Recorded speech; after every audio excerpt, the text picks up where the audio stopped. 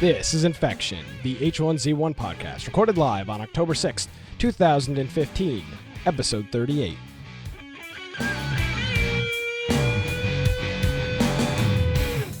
Hello, everybody, and welcome to Infection, the H1Z1 podcast. Infection is your source for the latest information on H1Z1. We bring you the latest news, changelogs, developments, strategies, and speculation each and every week.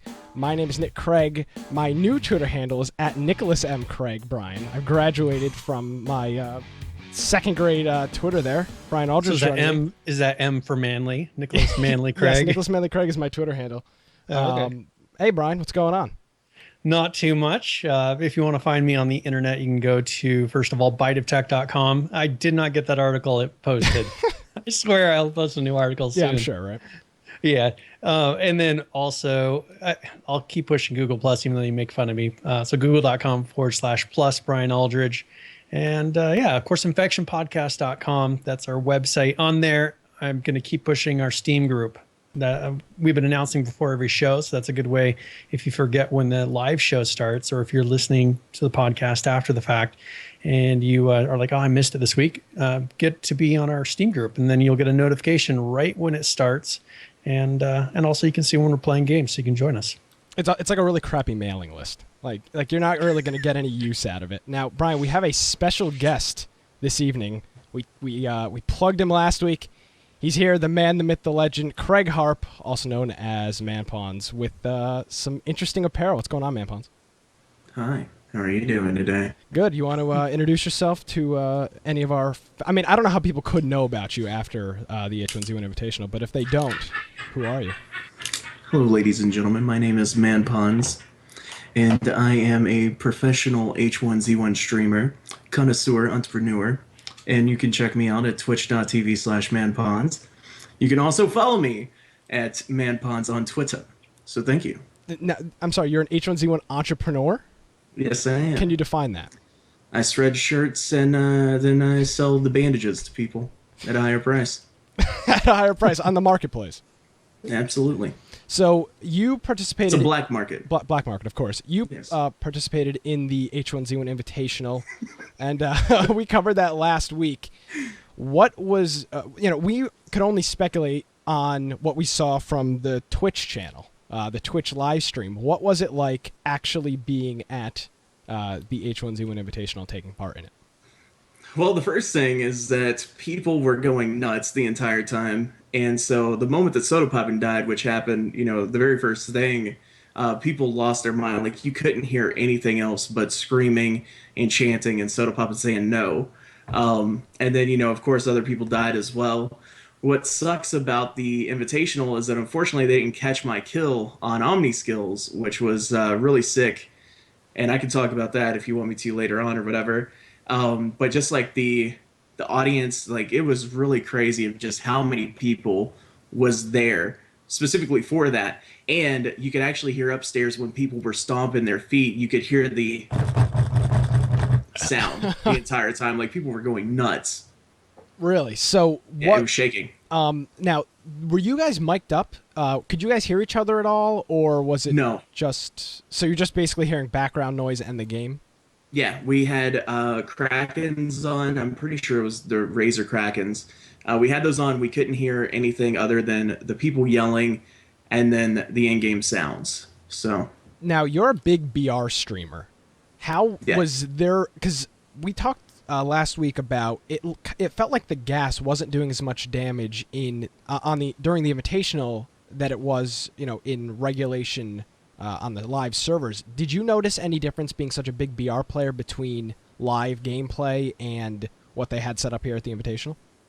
no, there was no difference. The last patch that they updated before the Invitational was the same exact patch that we played on. Awesome. Yeah. So, I mean, you've seen a lot of gas camping. You've seen, like, Omni Skills to bring him back up again. He does that every single game, so he's used to it. So, like, what it would appear to be hurting him, and what would, like, for most players that don't know the timings, just, like that, he does know that. So, I mean, he was running around with 100% health the entire time, even in the later stages of the game. So we saw you get killed. I don't know if it was the first game or the second game in it was in the bathroom in one of the residential houses. What happened there? So this is actually a bug happened. I wasn't going to complain about it. Yeah, I suspected something like this would come up. Not even gonna, like sugarcoat it or whatever. So the very first death that I had, the second death was my own fault. I had a crappy spawn. I landed at Bubba's. I went into a building, picked up a backpack. There was literally no gun inside Bates Motel in Bubba's. So I ran out, and the moment that I ran out, immediately got mowed down with an AR.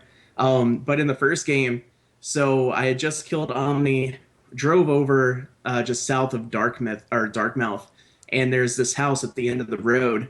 I pulled my car up there, went into the bathroom, and I seen that there was an AK on the ground, but I had a Magnum, so I was trying to put the Magnum into my inventory. And when I did that, I had my inventory completely pulled up, and then I hear pitter patter, 1 step, 2 step was like all I heard, and then there was a dude standing in the doorway with a shotgun and shot me. So I didn't hear his footsteps coming from outside, inside the house, or anything. So I literally had no reaction time whatsoever. By the time that I hit tab, which, you guys play the game a lot or whatever, and anybody that experiences it as well, when you hit tab, there's like this little like half-second delay as well. So I did that, and there was literally just no chance for me at all. And he went at me with a shotgun, so good for him. Now, I don't remember. Was that because, honestly, the camera work wasn't superb. So we literally just caught like a blurb of what happened in that room. Was the bathroom door shut and you didn't hear that? No, the bathroom door was open. And so I was expecting to be able to hear any footsteps at all. Because when I'm playing at home, I can hear footsteps of people walking outside into the door, like past the door, and then up, to where I'm at. So I left the doors open because I'm used to doing that because I sound whore all the time. And so at that time, there were just no footsteps until he was literally like 2 steps to the door and then shot. Now, you mentioned crowd noise. Do you think that may have had something to do with it? No. No, not at all. Like, I mean, I could sit there at the time. The crowd wasn't being super loud. So it was just nothing. And then step, boom, dead. All right. So now the audio that you got back in the video, because for the people who don't know, they sent back, I guess, audio and video of your gameplay with you when you went home, correct? Yeah. So does that have is it just in-game sound, or is it actually your reactions and you saying things? Was that caught on the recording? No, none of the the mics weren't picking up anything at all. The mics were completely disabled. So all we had was just in-game sound, like on the video and stuff. Now, did you go back and listen to or watch your own video, and could you hear the footsteps in that recording, or have you even looked at that yet? No, I asked, and it was the same. I got the same response that they didn't hear it either. So, I mean, it's whatever, dude. Now, do you think the person just had their shoes off? I mean, there is a difference, but you still will usually hear a slight pitter patter even with the player's shoes off.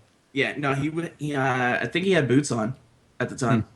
Because the person that killed me was Mo, and he doesn't really play the game. Well, that sucks. So other than that, what how else was the experience at the Invitational and at Twitchcon? Actually, I have a funny story for you guys. So during the qualifier, the people that were, a part of the Invitational, we could play the day before when they were doing those round robin instances or whatever. And I got to play at 2:30 in the afternoon. And when I'm doing that, the person that was there, they ran across they ran into my car and then took off. So I felt disrespected by that. And I was like, you know what? I'm already qualified. I don't have anything to prove. So I'm going to chase this guy down like I normally do. So I'm going to play it like I regularly play. I chase this guy down for 3 to 5 minutes. He finally gets up to the hill. I light his car up. He ends up running into a tree. He gets out and tries to run for his life. We have a battle with mollies. And then I convinced the guy that I didn't have any more. I only tossed 3 at him, and he kept juking, so he was a pretty good player. And I throw the final one, and then I switched to my shotgun.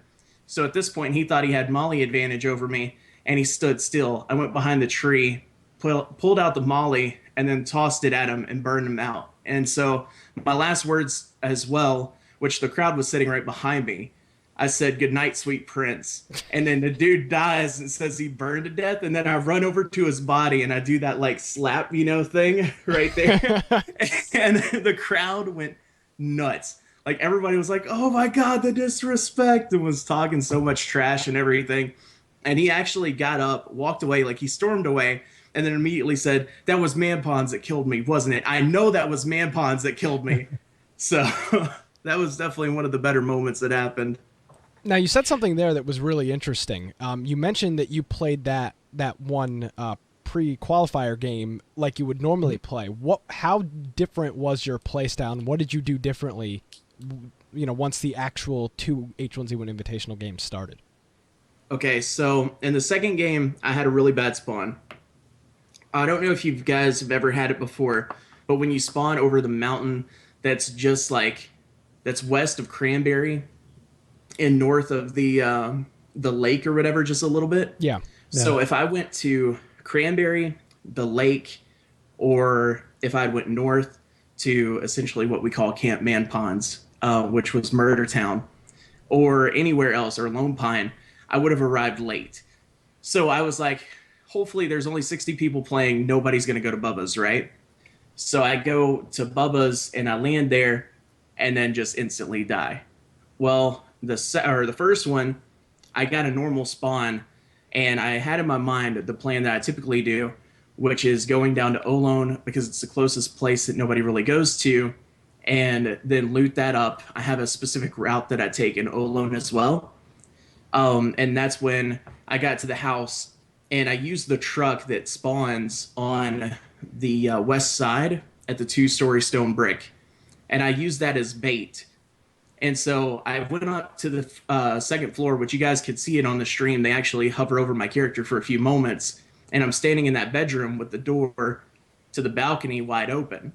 And I waited until the person came up, which I had no idea who it was. And of course, OmniSkills rolls up, sees the truck, and I know instantly people want a vehicle. So he jumps in the car. I jump out on the balcony and one-tap him instantly with the AR. So I set up the trap, man.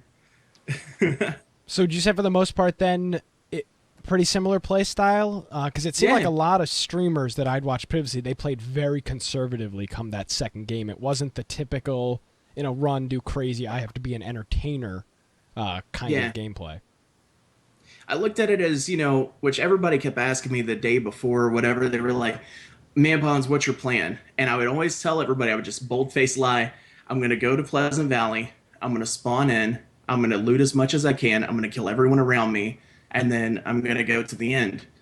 And obviously that's not the case. I had a completely different idea the entire time, and it worked out to an extent. But I feel like if, at the time, because I was super looted, had I not died in the first game, I felt very confident about everything. So, I think it would have worked out in my favor. Yeah. So you had talked about these qualifiers that some of the players were able to come in after the fact at the Twitchcon.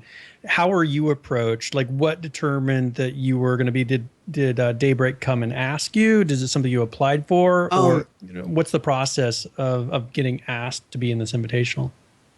So that the time that I actually got invited, I found out from ARC like the day before that essentially what they're going to be doing. Essentially what they're going to be doing is taking and inviting, like they still have one person or one slot left open. So Art told me that he was really fighting for me to get that final position. Of course, they chose Omni, which I was really happy about. I was ecstatic for him and everything. And then later on, that same day is when I got partnered with Twitch. And so he ends up at the very end of the stream. I had like maybe a minute left of the song that I play at the very end. And he was like, "Check your email." I look at it and they tell me that I've been invited. So at that point, it was like fundraise city. I had to get the money to go there because at the time I didn't have any money whatsoever. So Yeah. thank you to my chat and the people that are watching right now that support me, because without them, I definitely would not have had that experience. So what is included in? So they ask you to come. What did Daybreak provide? What does Twitch provide, and how much? As you said, you had to come up with some funding. Mm-hmm. What did you have to provide as far as getting there and staying there and competing? As a streamer, the thing that I had to provide from my chat was literally every single fund to get there. I didn't have to pay for TwitchCon because I was a partnered streamer. I got my badge and everything. Outside of that, everything was on me. So that's very cool. Your viewers, that shows how much they support you in this, and that believe in you, because it's, as you know, it's not easy to come in here and get people to support you in that way. So Yeah, I'm sorry. absolutely. Did you say that you were partnered from Twitch and got your H1Z1 invite in the same day? Yes. So, I mean, that's like Pretty good day. That's like was there anything else that exciting that happened that day? Because I mean, that you're going for the trifecta there. You really can't get much better than that. Lots of donations, on that day as well. It was a celebratory, just like crazy stream. I cried, like it's one of those things, man. It was real feel good. It just felt like, honestly, ever since I got partnered, I have just been on a roller coaster, and that's all I can say is like everything has been nothing but happiness, and it's been crazy, dude. It feels like it's a dream. Now, a little background on you. How long have you been streaming? When did you start? And give us a little background on that. Okay, so I originally started streaming back in 2013, and I streamed for a little bit. I was more of a variety streamer, and everything was good, but just mentally, like I wasn't ready. I had kind of like a chip on my shoulder because, certain people got partnered and stuff, and I didn't, even though I was pulling like equal numbers and stuff. So I left Twitch and I went to Hitbox, and it was a very similar case. I actually won $1,000 through a Minecraft contest and stuff. And so, like, towards the end of 2013, that's where I was playing or streaming. And I ended up leaving there because I wanted to focus on some other stuff. And then I decided in February, actually, February 17th was my startup date on my Manpons account. And so, ever since then, dude, it's just been a little over, 8 months now? Or a little under 8 months. And here I am. So you went from literally like a fresh Twitch account to fully partnered in 8 months. Yeah. That's pretty astonishing when you look at the amount of people that are streaming on Twitch and all of the competition in the field. Congratulations. Thank you. I do appreciate Yeah, that. how much time do you feel like you put in? Is this like I've seen some streamers where they'll put in like 8 hours a day. What kind of time are you putting in towards your streams? It just depends, really, because my ISP's been kind of like just crap, honestly. So I used to stream at night, and I had to switch over to day streams.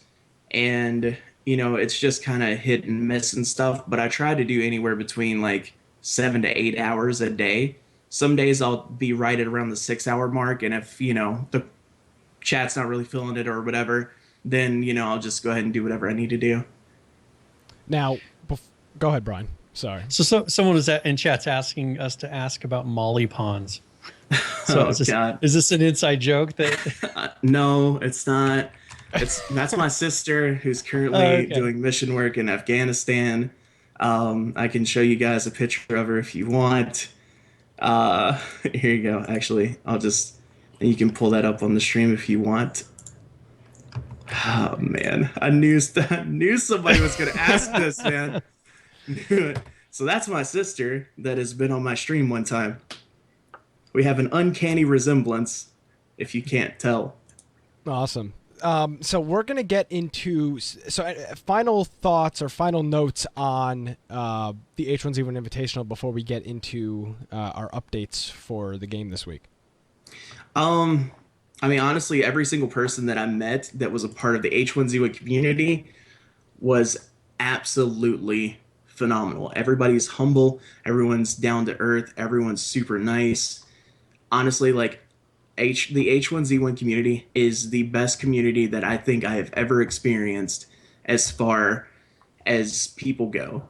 There's the League of Legends, Call of Duty, World of Warcraft, and that has a lot of toxic people with it. And while, there are people that just play the game and are super toxic, the ones that come to chat and hang out and actually, consistently show up, not only in my chat, but, whether it be C's, OP, Grims, Pug, Steve-O Live, Linden, whoever it may be, they're always consistently nice, and they don't show love for just one person. They literally will have multiple streams pulled up and watching all of them. So it's incredible.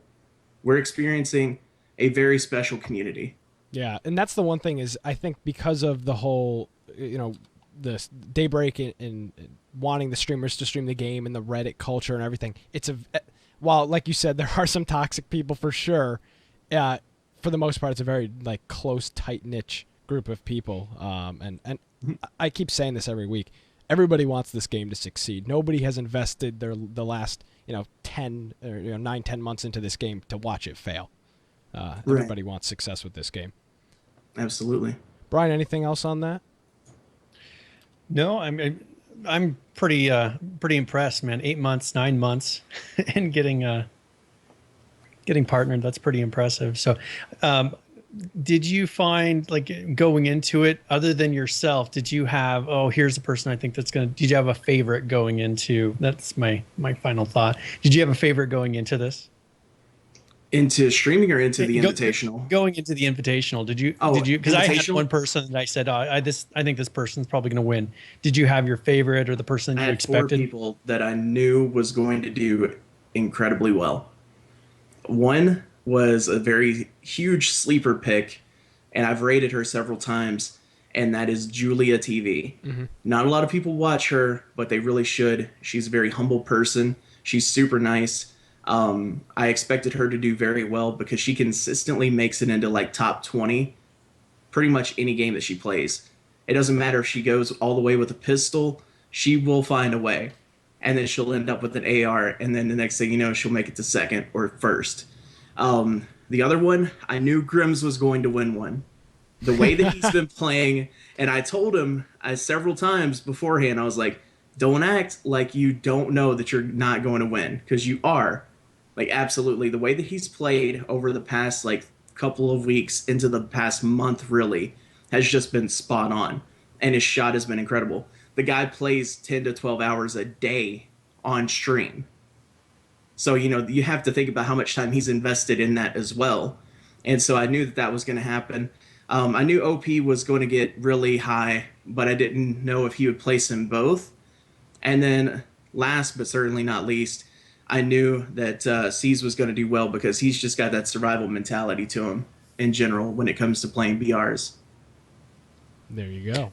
Now, I called Grims early on just because I was actually watching C's stream, and he said, hey, everybody go check out this streamer. So I went and watched him I think it was a couple months ago, and just the his play style. And as you said, you just watch him, he's just got instincts that you would not believe in this game. And so that, I think it was 3 weeks before the invitational. That was who I called out. And so I got to rub it in some people's faces. Yeah. Yeah. Oh, absolutely. So, Craig, thank you for stopping by. We're going to get in some news stuff for H1Z1. You're more than welcome to stay if you'd like. And make sure all of our viewers subscribe to Manpons. Yeah, quick plug for all your stuff. You said you got a Teespring campaign today? Tell us about that. Yeah, we actually just got the Teespring campaign officially done. I can post it up in your chat if you want to. Yeah, go for it. It's nothing that absolutely has to be done by any means. But we just got that. I just got partnered. Actually, the 9th or the 8th will be my month celebration, which I've got some stuff planned for that. Hopefully doing some H1Z1 giveaways. And yeah, so if you guys like me as who I am, because what you see is what you get, feel free to follow me on Twitter. You can follow me on Twitch. I play every single day, typically around 10 a.m. until whenever. And then, yeah, just feel free to stop by. Awesome. Well, thank you so much for coming on and giving us your experience with the H1Z1 Invitational. Now, real quick before we wrap this segment up here, was there any hint from any of the staff that this was going to be like a multi-year thing, because the way that this was branded as the H1Z1 Invitational 2015 just struck me like hello, we're gonna have something like this at TwitchCon next year. It seems so much like they're gonna push it, and as long as the game is still thriving and everything, I think that they'll do it. Honestly, I would be surprised if they only did 2 games because of how much people wanted it more. Like, I was reading the chat afterwards. There's this app that you can get for Google Chrome that's called ReChat, and people were sitting there talking about how boring other things were compared to it, and they really wanted to see it. And I know that Ark and other people have talked about how they're wanting to use the leaderboards for like seasons and stuff. So I really think that they're trying to push this towards a competitive type scene, but I don't really know if it's going to go that far. But I would definitely see it again in the future, if not them doing some online stuff with it too. Yeah, definitely. Alrighty, so we are going to hop into the news. Like I said, you're more than welcome to stay. But Brian, you posted an interesting note in here about the survival update. You want to talk about that a little bit? Yeah, actually. So this was put out 6 days ago. Okay. And they've done a stream, and we'll be talking a little bit about it for the new map that I know is not going to become in the next couple weeks, but they are going to be pushing out some new content before that with the new medical facility. They've got the new female zombie we've been hearing about. We've shown some pictures of those. And then the new ATV. So these are things that are going to be coming out pretty soon. And then a new crate with unique items, which we'll actually be covering a little bit later as well. And then adjustments to the weapons and body armor. So they're looking at coming out here. It sounds like in the probably next patch is what I keep hearing, at least some of it. I know they're trying to prep it. Perhaps not all of it be ready, but I think they're going to actually have the medical facility in this next patch. Yeah. Now we had a very busy week. There were 2 dev streams this week. One on the official H1Z1 channel. One on I don't remember whose channel it was on. But it was just one of the other developers, and it was a lot of like hardcore devy stuff. Brian, do you watch those streams? What were your impressions? Yeah, I watched part of. So the first one I watched was about the map, the new map, and going and it kind of explaining how they came up with the terrain. They're going to have kind of like with Minecraft, different biomes is what they call them.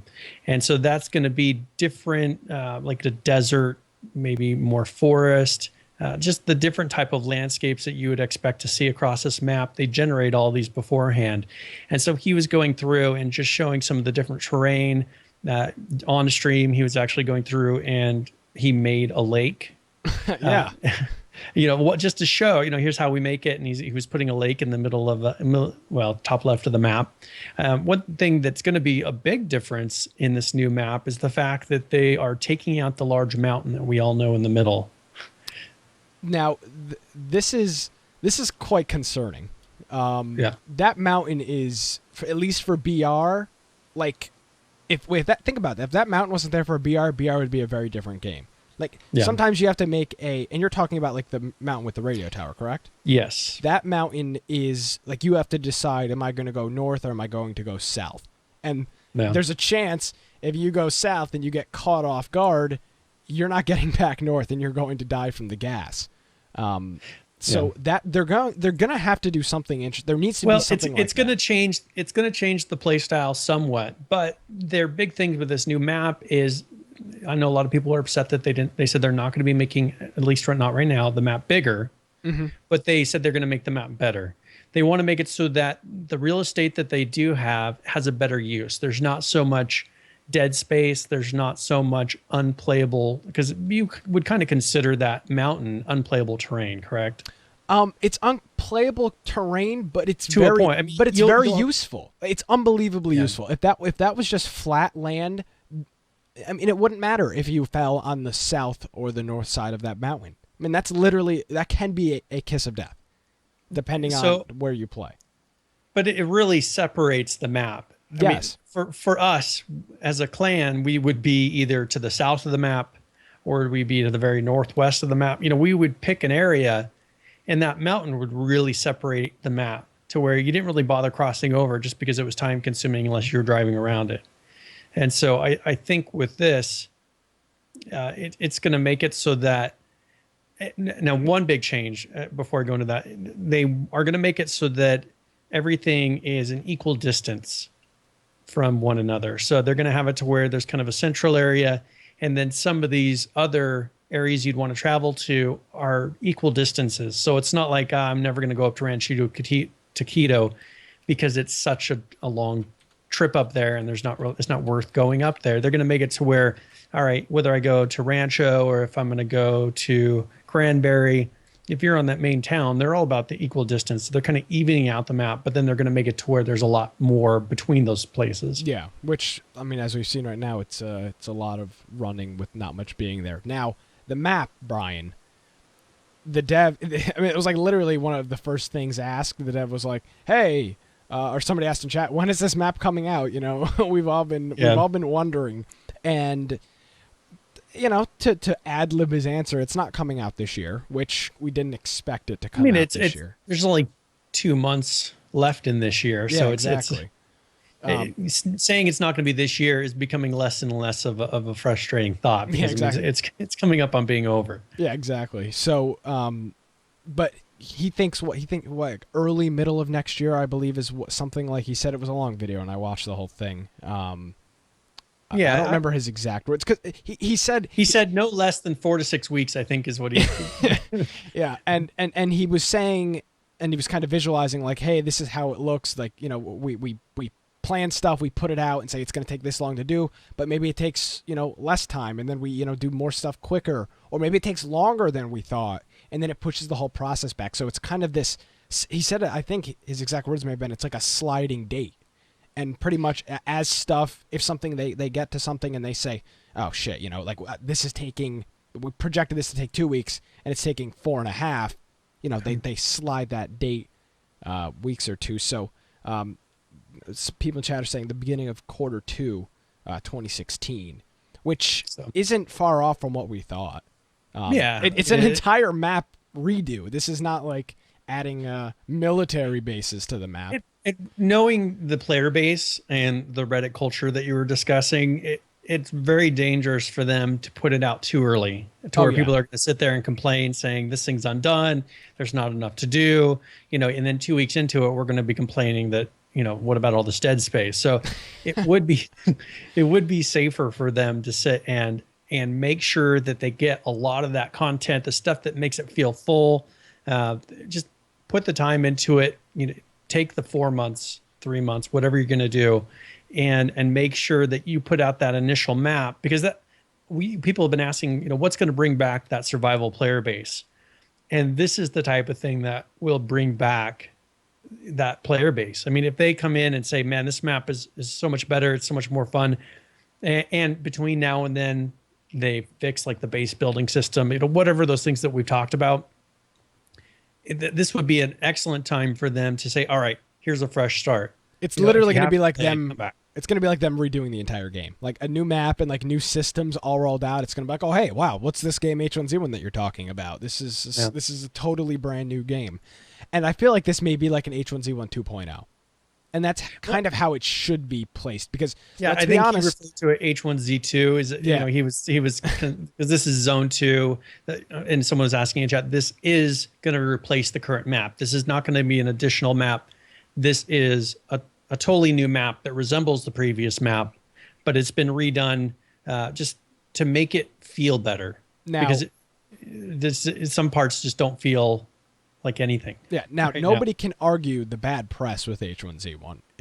And press may not be the right word, but there are a lot of people that played this game very early on, like maybe 6 or 7 months ago now, and they had bad experiences. They didn't like the game, and they are very, very turned off at this moment to the game. So this game literally needs a 2.0, slam PR, get all these streamers streaming the game again, and get players that purchased this game day one that were totally turned off and didn't stick with it, getting them back to this game. Because at the end of the day, they've got over 1 million sales, and they need to get those people playing. All right, in chat, he brings up that he thinks that they should have, or she thinks that they should have a new map So a map for BR and a map for survival. I agree. I think that maybe what they could do is not just have a map for survive or for BR, but have it to where, as we've talked about before, here's a section that this BR is going to land in this, a smaller area. Yes. And then you could add additional maps that are specific for BRs, just that are random chance that you're going to end up spawning. That's going to be the map that's used for that BR game. Yeah, I mean, let's say you have I think that'd be a lot better use of resources. Let's say you have a mega city come this Zone 2 map. Why couldn't you have like a 30 or 40 man BR just in that mega city, right? The gas literally starts around that city. That would be like the thing. Like, wasn't the hardcore BR when they first launched, didn't everybody spawn in one spot? Like, everybody dropped from the same point or whatever? Yeah, the spot in the sky that they came from initially was one place. Yeah, it would essentially, it wouldn't be like that, but it would be, some type of circle around that area, and it would be, all right, you have, you will spawn somewhere in this circle, and you can't go out. The gas is out there, and you will die. So there definitely needs to be definitely smaller zones. That would change the feel, because if you have it to where the gas is pretty close around that city initially, it's going to get kind of that urban type of combat that we don't really see right now. Yes, exactly. Using cities, using dumpsters, using windows. I mean, Brian, we played a few 5-man BRs this week where we had some city combat, and it was a lot of fun. The city combat is awesome. But now, you have to get it to where there's actually people in those regions. I mean, it's hard to get unless you land there initially and you have that quick little combat. It's not like people are working in from the edges. Like if you could get on that type of a game, you wouldn't even have to have it be parachute scene. You could have it like it's 5-man groups. You could have them start in different parts of the city. Have set spawn points. I mean, there's a lot of things you could do. Exactly, and that's I still think even with the 5-man BRs, the map is too small. Yeah. Or the map. I'm sorry, the map is too big. There's just way too many times where, unless you're going and looking for confrontation, you're not going to find it. Most times, 6 or 7 times out of 10. If you're not, we were going, and like this week, it seemed like we just kept on going to places like PV. Yeah, and we were landing right in the thick of it, and that was a lot of fun. But you're not always going to last that long. I mean, even that, Brian, I feel like I feel like I say this every week. I had this was the greatest H1Z1 I've ever played. But I feel like I had a lot of fun just going into a city and maybe getting killed and getting 15th place, but like shooting at people. Like, wow, there's other players to kill here. Like this is fascinating. I feel like I had more fun. We played, what day was that? Was that Sunday that we played? And we did awful. We did absolutely terrible. We played like 5 games, and the highest we came in was like 9th. But we had fun every single time. Like there was not a time where it was like, oh man, this game sucks.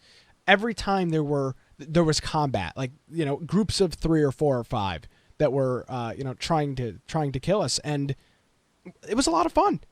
Yeah, and we were kind of looking for that confrontation. Like we could have that's easily. The thing is, that was the fun part, is we were sitting there getting that combat, but we weren't expecting to make it to number 1. It's like there's two totally different types of strategy at the moment. Of either you're going to try to go for first place, or you're going to try to kill a bunch of people. Yeah, exactly. And in those cases, we had good players, and it was just kind of like, whatever. It's like not all of us have won BRs plenty of times. It's not some new experience. But if you are a BR player that constantly comes in first in a 5-man, while that may be fun, if you just kind of stay away from groups and really don't kill anybody until the end, I'd recommend trying that play style that we did, because it was definitely a lot of fun. I would like to do that again for sure. I played the game a lot this week, Brian. That's good. I played a lot of we played 5-man BRs after the show last week. Your wife played. Yeah, I actually got Laura to play some. How was that experience? Because I know this is great. Okay, so she's very good at certain types of games, but this one she hasn't ever really played, because when she originally got the game, there was an issue with the bugs in the game, so she didn't really play it again. So we got her in there, and I'm trying to explain to her. So I'm looking over my shoulder and like, all right, you press E to pick something up. It was kind of tough to throw her in the middle of a BR when she has no clue where anything is. But I think she enjoyed playing with us. Didn't you have She just walked in. She's looking at me like, "What are you talking about before?" Didn't you have some launch issues? where something was happening and like something wasn't right because I wasn't in your group. We had to split up.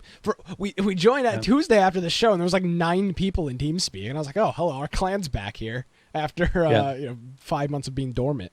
What was your problems? It wouldn't launch. Like I was getting issues to where it would not. Well, every time it seemed like one person wasn't getting in. Yeah. So then we'd back out and we go back in, and it's like that happened a couple times in a row. So there's definitely still bugs with that. And with me, of course, I run into the problem of I'm always spawning after everybody, which drives me crazy. You need a new GPU. It's got to be, it's got to be my video card. So you have great internet and your process is all right. Yeah. So I got a good computer. It's just the video card. And I think that makes a huge difference on the amount of time it takes for your BR to spawn in. I'm still so surprised that they don't have a wait position for that, to just wait for at least like 95% of the people to queue up. Like, of course, I've always wondered, what is the point of the BR start area if it's not loading up assets? Because usually what it's doing is loading up assets so that when you spawn into that point of the map, everything's loaded up and it should be fairly instantaneous. It'd be like porting to a new part of the map and just going from there. H1Z1 DB brings up hard disk. I mean, I've got a RAID 10 1+0. Get an SSD, bro. I'm not getting 4 SSDs. You don't need 4 SSDs. Get one and then do your RAID for your storage. Running Windows. So that's the thing. Oh wait, never mind. It's supposed to run slightly faster than a normal SATA 3 hard drive. I disregard because my game's on a hard drive. Never mind. My Windows is on boot. I don't think that's the issue. I really think for me it is the video card. Yeah, because now that I think about it, only Windows is on my SSD. I don't think it. Maybe it is. I'm not sure. And you always spawn in before me. I do, but I also. I literally get just a game, like a game hard drive that's just for installing certain games on. I have a WD Black, and everything else. But again, this computer was built in February, so it is like it's like a new partition, like a fresh install come February. Yeah, and I've done an upgrade on this from like Windows 8 to 10. Yeah, as did I. At some point, I may just need to do a fresh install and then put my games on another drive or something. So yeah, just run H1Z1 on a 8 GB SanDisk cruiser. Just run it on a flash drive. Just run it on my USB 2. Yeah, run it off of a CD. That'll be really speedy for you. So that was. I'm excited for this next patch. Yeah, I mean, they haven't really said. Now, one thing, and actually, I think, let's see, they put a thing out there saying secret release notes, and this was from Adam. Yes. And so, I don't know what that means. I mean, it seems like sometimes they're mystery release notes. We get things that we have no clue what they're talking about. Or they're just clueless. Yeah. But or they have no clue. This was the second. So this was, last week. I can't wait for this next patch. The hospital is looking so good. So that's got to be test server patch. Also ATVs and more secret release notes you will find out soon. Secret. I'm just wondering what those secret release notes. I mean, where's our secret email that's supposed to tell us what these things are? So we don't talk about them on the show? Yeah. That's a good one, Brian. So now my question is, are they moving at this point? Everybody's back. TwitchCon is a week old, or 2 weeks old at this point. Are they moving now, or I think they're still in their old studio? When are they moving? Are still in their old studio. And one thing they did, they put out, and I don't know if you saw that kegerator. I put a picture of it. So it's halfway through. So there's a tweet that they did that shows their original Sony Online Entertainment server. They turned into a kegerator for the new Daybreak office, which I can imagine an office that has a kegerator in it. I mean, well, it's probably a very loose work environment. Well, I mean, you look at the game as it stands right now. Here is the kegerator. They've rigged up a bunch of like LEDs to to blink and go beep boop bop. They literally put a keg in it and a tap. With the Daybreak, it's like one of those crappy things that they gave to all the streamers. It's got like the Daybreak logo etched in on it. So for that, yeah, I mean that's handle. A kegerator handle. Yeah, so there you go. But this is the original Sony server, so I guess it's better than them recycling it or throwing away. Putting it up on Craigslist. I probably played on that server originally with my original account. So. For what game? EverQuest? And this is EverQuest. It was my first game like the type. And I think I started in 1999 or so. So old. Yeah. I was how old were you? 2 years old and when you were playing EverQuest. And then a year later, I bought my own house while you were 3. Yeah, so hey, you got to priorities, Brian. Priorities. yeah, Kramit. Now Kramit in chat, he's like, yeah, I played on that server. Kramit still plays EverQuest, the original EverQuest. That's dedication. I mean, we're talking about 1999. Yeah, but isn't there a remake project for that? 16 years ago. He plays the original. Now, because is that the reboot project that's like EQ99 or whatever? Yeah, that goes for the how it feels originally, not the one because I've gone on and logged into EverQuest on my Sony account, and my characters are still there. I had no idea how to play any of them. I couldn't remember how to do anything.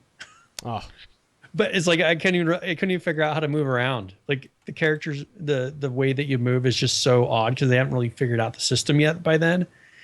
So I couldn't even figure out how to do anything. That's so it was funny. kind of frustrating. I was like, I have no idea where I'm at, and I have no idea what I'm doing because it's been so long. Yeah.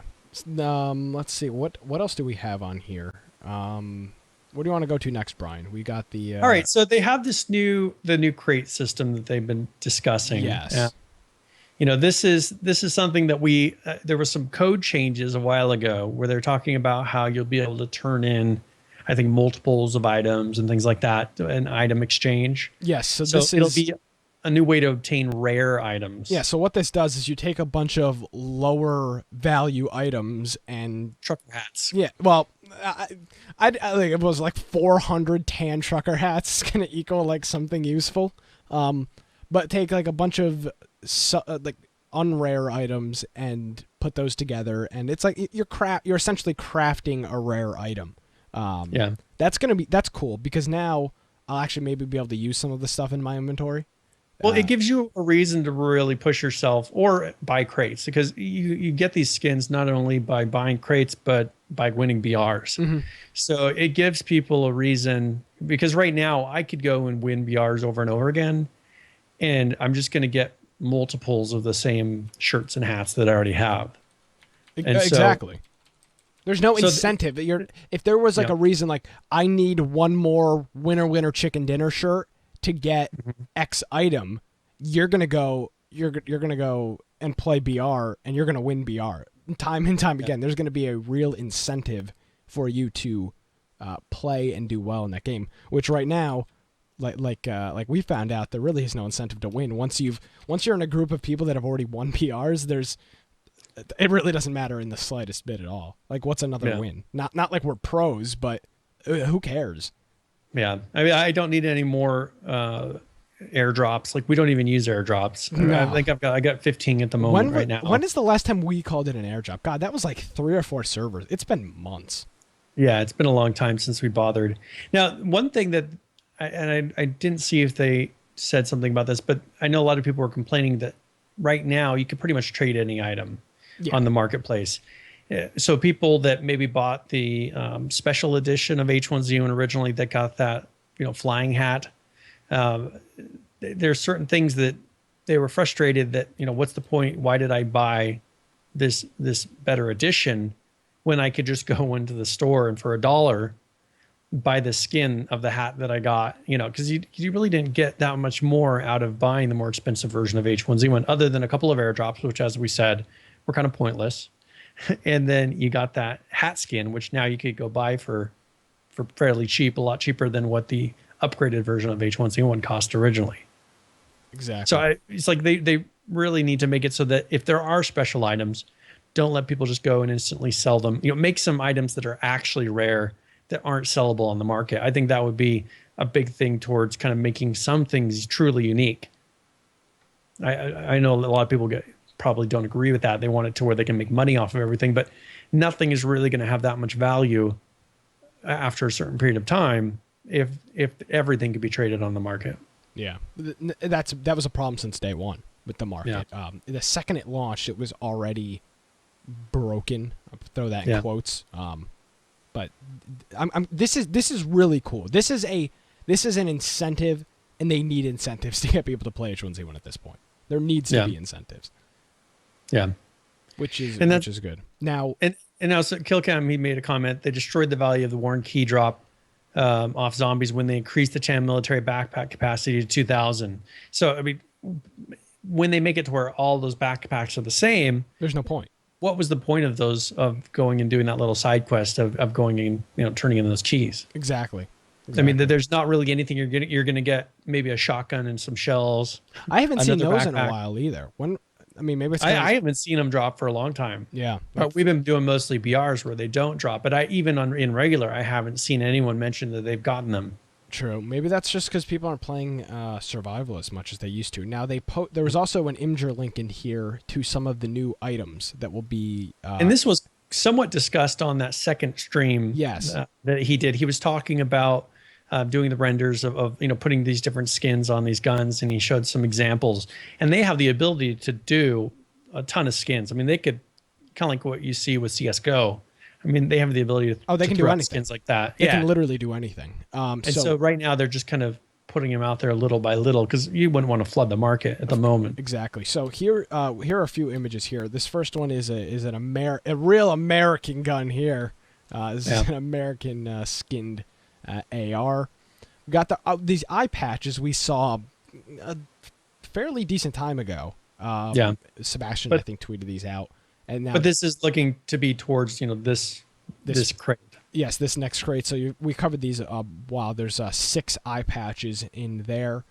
There's another AR down here that is camo with some type of red crosshair on it. It looks like a logo for something. I'm not sure what it is. Is that like a clan logo or is that AOD or yeah? I'm not really sure, but that looks like that's a logo. It's a face in that, or maybe it's just a skin. I'm not really sure about that. So that's like a camo AR. The bucket hats. We covered those ones as well, but those will be moving in. A shotgun with that exact same logo on it as well, and then the military Kevlar vests, which we talked about, and then of course Brian's favorite thing, the ghillie suit. Yeah. So these will as long as that thing matches in. I mean, if they're doing all these different terrains, are they going to have different colors of this? But let's say they have the forest, they have I guess somewhat of a more desert area, they have whatever it is for these different landscapes. Is this going to match in with all of those, or are you going to have the ability to have like 4 different colors of this ghillie suit, depending on where you're at? Exactly. So we still don't have details on these, but or when this crate is coming out, by the way, we don't know. I don't think this post said when this crate will be available, but we'll just have to wait and see once this crate drops. But this will be the mercenary crate, yes, so which they're working on. So we need to. We just need to wait and see what's gonna happen with that.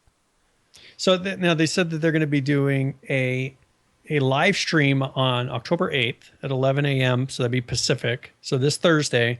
So there could be a chance that they're going to announce this on Thursday, or maybe this is when they're doing the patch for the test server, because usually they'll do a live stream right before they release some content. So that could be a good hint at some of those changes are going to be coming in probably Thursday afternoon. Yeah, and that'll be exciting. So we'll. I'm liking these live streams. These are working out really well, especially for people like Brian and myself that really want the nitty gritty of this stuff. It was really cool. It was nice to see the tools the developers are working with. It was nice to be able to see them literally compile the map, then launch the local server, and then join that local server from their admin client. That was really cool. I saw something interesting. We talked about workflow. All their network attached drives were like Project 1, Project 2. Like, I don't know what was going on there. I don't know what those drives were, but I don't know about that organization system. Yeah. The whole workflow was interesting on that, but it was really cool to see that real down detail of what these what these people. I'm not a game developer. I've never developed a game, but to see what these people are actually doing, and on that first stream, they literally made a lake. Like he just added it into the world, so you could actually see what the process of that is. And we actually got a shout out on their post for that stream. Really? I don't know if you saw that. Yeah, he was making fun of my me liking everything to be so immersive. The dev was? Yeah. I think I missed He was that. like, we're going to have like riding, because he was like, yeah, we're not having horses yet. And I think you're not going to be able to ride bears yet. And then I saw he that was saying, part. yeah. And then he said something, said something about me. He said Brian. Yeah. And then he put in there that it was a, I heard the infection. horses and I heard the bears. I must have stepped away. So no, that was in the post. That was in the post that he made. Oh, okay. Yeah. So, but I think he was teasing us about that, about how I'm always looking for, like, why can't we ride horses and why don't we have all? Because somebody asked that in the question of the actual stream too, and he was like, "There's no horses in the game right now." He says we're not going to have rideable bears, Brian. Yeah. And there you go. Sorry. That's pretty funny. So that was, what day was that? That was like 2 days ago, wasn't it? Actually, I could look. Both the streams were on the same day. One was in the morning and one was in the night, or maybe it was the day before. I don't remember. I'm all screwed up. It was on the 2nd. So this was on Friday. Okay, so Friday was that stream, and then then the other stream was maybe Saturday night or Friday night. I don't remember. Yeah. So that was so you're talking about that first stream that was actually the H1Z1 stream that was on the H1Z1 channel. He was in the H1Z1 studio, talking about that. Now, Brian, this is an interesting post I scooped up on Reddit a little before the show, and this is going to kind of prove. I don't like calling people stupid, and I'm not calling this person stupid, but this is an interesting post on how people perceive things, because we constantly see stuff on Reddit, and you look at it and you go, is that really how this is perceived? So this post was created 3 hours ago. And the headline is Daybreak shutting down private service ? So a link bait title for you. So we'll get into this. Apparently this guy plays on one of the Daybreak private servers for a streamer or something like that. He didn't get into detail, but he says that this is disastrous for our server, and goes on and on and on. And then Legion CM responds on Reddit and says that this is being blown way out of proportion. And he says that they noticed a lot of, I'm going to say all of the whitelisted servers, besides one or two, there's nobody on them. There's nobody on them at all. And Brian, we know a little bit about this. There really aren't any admin tools for the private servers as of right now. And they want to make the admin tools more robust, so there can be real private servers for people. And the people can moderate. The admins actually, can moderate and run. Exactly, and they'll have some power on that. So they're working on admin tools to making those more robust. And I'll read his quote here because it's just a paragraph. And he's saying that this was the exact statement sent out to the admins of those servers. It says, hey, just a heads up that we will be closing these private servers and reevaluating the program. I would imagine that would be cutting down the list of servers. All these streamers, half of them don't even play H1Z1 anymore. I would imagine that they're just going to reevaluate that. He said, when we bring the whitelisted servers back, we will make sure that they are fully functional with things like admin controls that provide you and your fans the best experience possible. Well, and that's the thing right now, like, what's the point of some of these private servers? And what these people could easily just go to, if they're not moderated correctly, you could just go to a low pop server and you're going to have a very similar experience. You will have the exact same experience. I mean, you'll have your pick of the litter of where you want to put your base. Because of the lack of moderation tools and having it to where, the actual admins of the server have the ability to go ban people or just really manage that server, there is no point in having one. It's for name only at the moment. So they're working on, they're going to rebuild that, which I'm kind of happy about, because there's no use. I mean, you look at the list, they're all empty. There needs to be, I don't know what the admin tools look like. I'm not a server admin, but from what I've been told and what I've heard, the admin tools consist of banning people or whitelisting them. That's pretty much all you have access to do. And plus, when you have a community, like let's say this is Caesar's server, or it's like a server for Summit or something, someone in chat said, well, those guys don't play this all the time. Like, why are you making a server for a streamer that plays this a few times, maybe a few times a day? but still, this is just one of the games, and he's not outside of that stream time. They're not on that server all the time.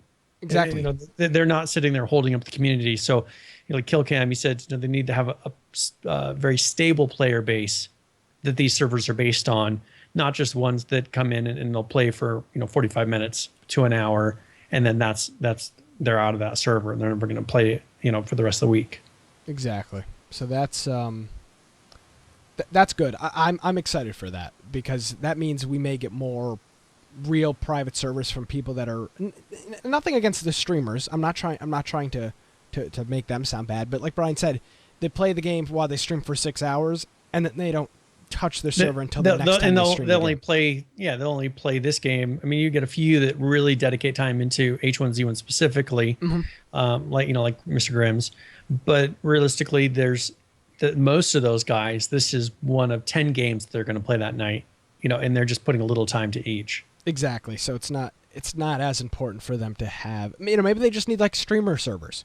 And like you go in there and you're like, oh, hey, I'm streaming this, you know, I'm going to use this server to stream. Yeah. Maybe that's a better system, because like does Summit really need a server? Like realistically? No. And even Grimm's, he plays BR. Yeah. Like he doesn't play for survival. him, there would be no point in having a regular server because he doesn't go play that type of game. Maybe later, if he finds interest in it or something that because right now he's not going to get a lot of people interested in him playing survival. Most of these streamers are not going to get interest of playing survival until they make it to where there's more to do. They actually feel like they're accomplishing something in survival. Exactly. That's how I feel about it. So, and real quickly, somebody's saying there's no need for private servers. I think there are. For these streamers, they really can't play on private servers. I understand. But realistically, they could have a private server for streamers, all the streamers, so that if they jump in, they're going into a server that's somewhat moderated, not a specific server for them. Exactly. And of course, we have the Survivor's Rest server. That's Hanny's, H1Z1 DBs, and Phase Fires. But other than that, that's the only. And that's somewhat of a role playing. You know, it's a little bit different type of environment that they're going for in that. And so I think that that's a good idea to pick servers and say, here's the type of feel and here's the type of player that we want to attract to this type of a server.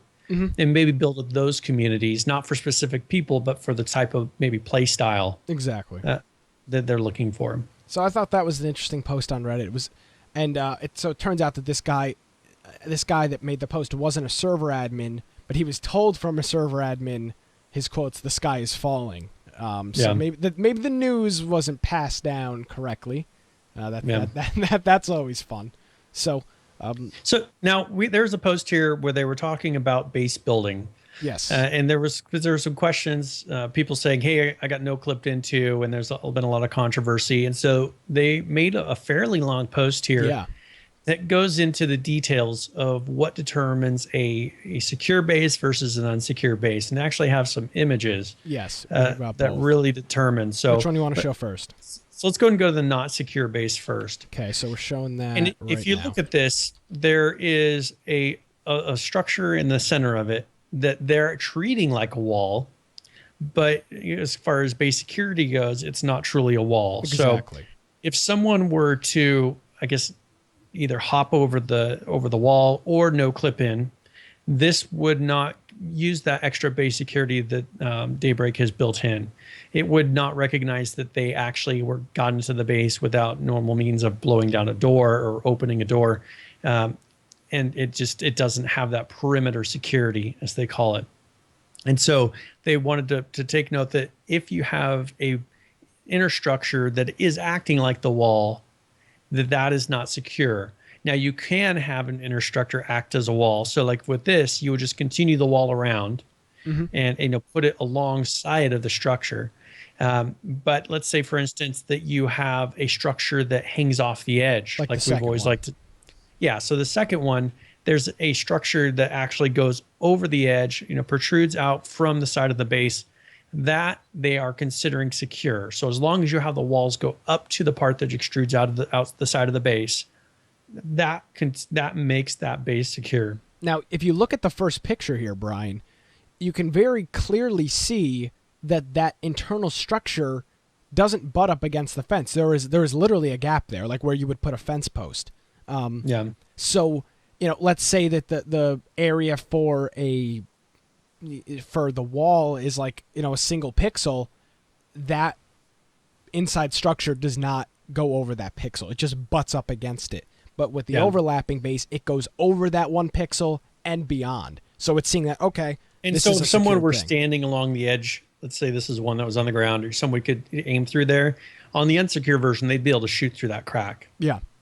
On a secure version, there's not really a space that you can shoot between. Even if you're standing right there, this truly blocks off all the edges. So if you find that there's not a space that you can look through on your base, most likely your walls are going, if you have walls going up to a structure, most likely that is going to be a secure version. Yeah, and just think about it. I mean, just think about it logistically.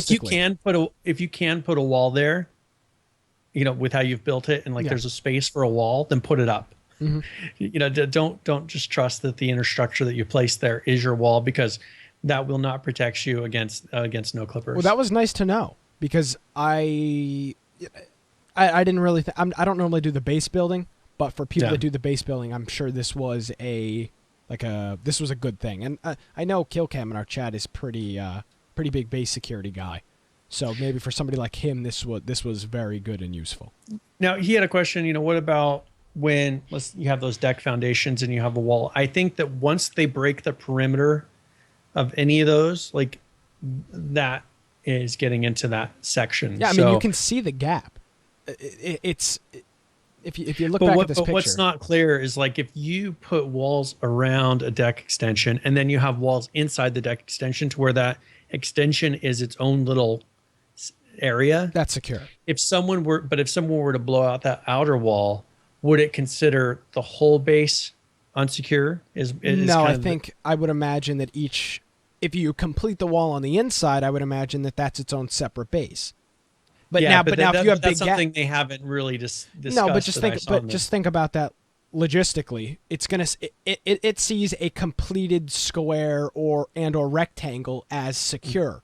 So if you have an outer rectangle that is secure and a gate is blown up or a wall is blown up, that's now unsecure. But if you now have another internal square and or rectangle, I would see that as secure. Ren's in chat is saying the dev himself didn't know for sure. So that may be something that Daybreak's going to, because it could be either way. I mean, it could be either unintentional that it's gone one way or the other. So that would be interesting to hear from Daybreak of, okay, if you did break into the outer one, can they then no clip into the center one? If so, that seems like that is not, as you're saying, not the correct way to do it. Yeah. That's more of a bug. Yeah, it doesn't logistically make sense if that's how this system is supposed to work. I like that they included images in this post and really explained. It's a long post. So if you're a base person and you haven't read that, it'll be on our show notes, infectionpodcast.com. Good read.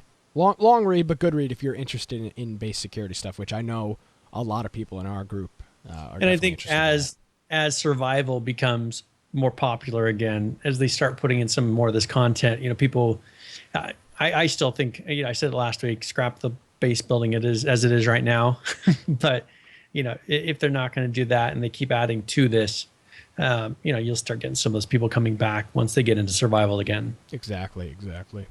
So, Brian, the next thing here is from our friend Sebastian. And he actually made a number of posts this week, which was nice because he was quiet for a little while. Exactly. It seemed like it lit up come Thursday, Friday. There was live streams and posts and live streams and posts. But this was a question he got about heads and skin colors on the female player model, and you can see here 3 different skin tones on 3 different player models, and slightly different facial features as well. So they took that female model, because right now there's pretty much 2 variations of the female model, which is just a different face, same body style, but the face is just slightly different on one versus the other. I mean, there's not a drastic difference. So this one is going to be a visible difference, even from somewhat of a difference, a distance. This is going to be something that's very noticeable. And of course, they don't have any hairstyles or anything yet. That'll be interesting to see where they go with that. Yeah. So that was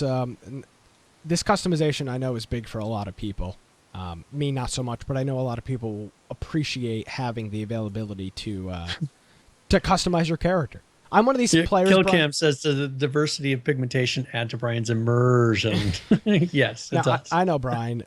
Like in these games where it lets you create a character, I just press like, okay, continue, like into the game. Yeah. So, honest. Well, for truth, me, the second character to me looks like a blockhead. So it's like I would never want to pick that guy anyways. Yeah, well, because he just. I just click on the first. So there's not that variation of ones you'd want to pick. Whatever the default is, I'll click on. I mean, that's just me. I don't spend time. Like, well, and you know my wife, like her favorite part is making the character, which in this game is incredibly short. So that's probably what kind of turned her off a little bit initially. She's like, oh, I can't create my BR so character. I pick a name and then I pick between two faces. Like, what is this? Yeah, what is this crap? So that was good to see. Now, we did have another video this week. This is about 4 minutes, so I don't know if you want to talk a little about it. I mean, we do have our audio listeners. Well, I'm not going to play the audio. I'll just have us both queue up at 0 seconds and play it, and then we'll just... there's really... I'm not going to show the whole 4 minutes. It's a lot of stuff to show. So starting the video now. Here you can see just some stuff from the September art wrap-up, some players moving around in bags. We got some type of female zombie, some crossbow stuff going on here with debris, everything else. So now with the crossbow, that's kind of something that they also did with the gun. Making it so that whole reload action, there's the movement of either the clip or pulling back the string for the crossbow, loading another arrow into it. So that's the animation that they're working on that. Yeah. Now we've got the bug animations, which we saw on some vines earlier in the month. Here's some player movement things, Brian, that I know are good. Now here's the cheetah or whatever that cat is going to be. This is like a bobcat or something, because that's the thing originally. We're like, what in the world is that thing? So this is a little bit better video of it, and it actually looks like a bobcat. Yeah, got some zombies, some more gun shooting, and you can actually see the debris when you shoot. The muzzle flare, the casing may be falling, so that's really cool. Some more 308 and player movement stuff here. It's just a lot of that. Nothing important stuff, but they're creating that smooth, like as you're doing gameplay, reloading your gun and just making it to where it's not so clunky. Yeah, well, like shooting out a window, like you actually get the mark in the window where, like I don't know if you've seen this, Brian, but like somebody breaks a window, but doesn't break it all the way. It's got like that like baseball looking thing in the middle of it where it shatters outwards. Like that actually happens now when you shoot a gun. And then if you take an axe and you hit it against something, it actually shows the cut mark now. Yeah, and same thing they showed with the shotgun shells. The if it was like buckshot or whatever, that spread you would get with buckshot, you see that across a tree. Now this next thing here was decay, which we saw in the second live stream this week, which I think that this is, I'm not going to say revolutionary because it's not. But I think that this is a huge thing for H1Z1 here, Brian. So this is going to be something that makes it so not everything, even if it is the same car, or let's say whatever object it is, that creates something different. It's creating that different feeling of as you're moving around. This one looks different than that one. So what I imagine here, and he showed it on the AK, or the AR, and he showed it on something else.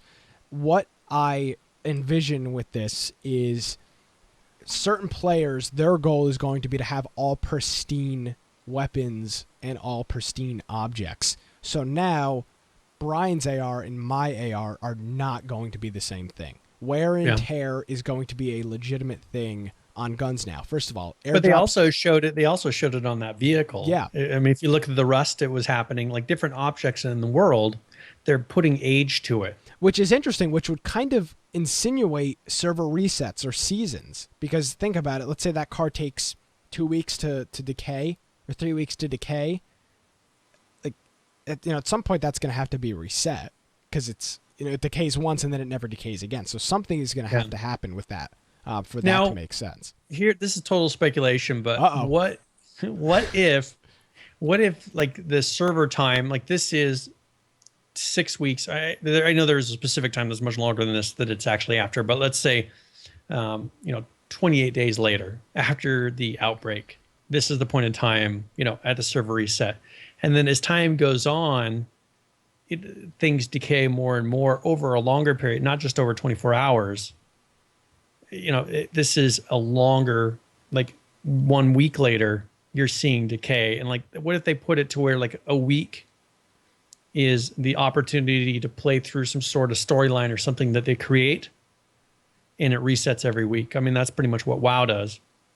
Yeah. Everything resets on the week. Do you see that it's going to be either random, or do you think that there's actually some rhyme or reason to it of maybe something's going to happen to where you're seeing the degradation over time? See, I think you're going to see it over time, but here's my fear, Brian. Let's say it's only a week. What's going to happen to all your bases if they have to do a server reset?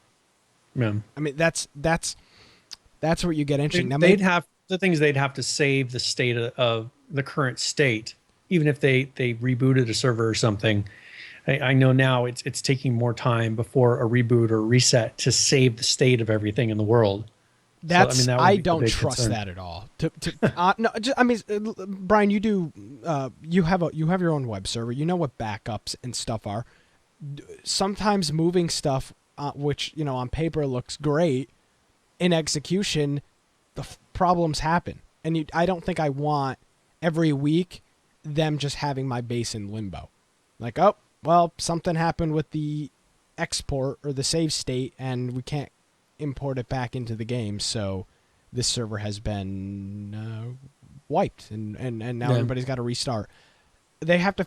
Maybe the decay is over 4 weeks or a month. I mean, what if every month, like the whole game resets? Let's say they get it, because you're going to have regular server resets. Of course, we've seen if they don't redo the base building system and go to something like what I've said with instanced, maybe areas that you can get to, or have it to where it seems like it's underground. I mean, the bases don't literally, I know they said with the current map, they can't put things underground. Mm-hmm.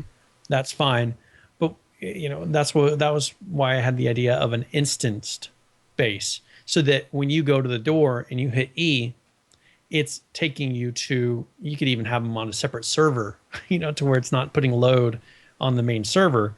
That is an instanced base that you go into. I mean, if you don't do something like that, all the real estate over, let's say they didn't do a wipe for 2 months, just everything is going to be everywhere. And it's just going to be the same mess that we run into, especially on PvE servers. Yeah. I mean, maybe a month and a half.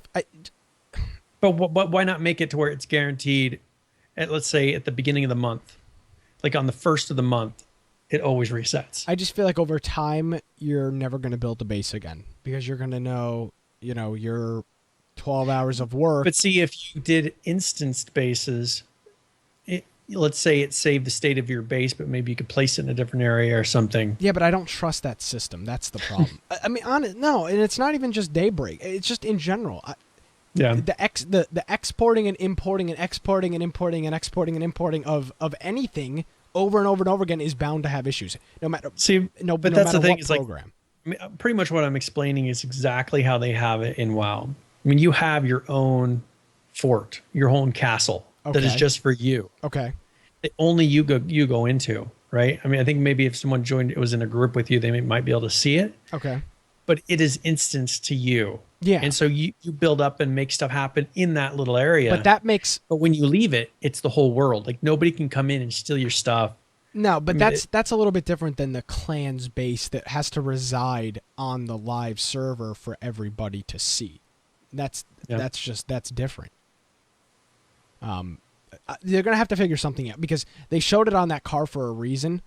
So they're gonna implement something.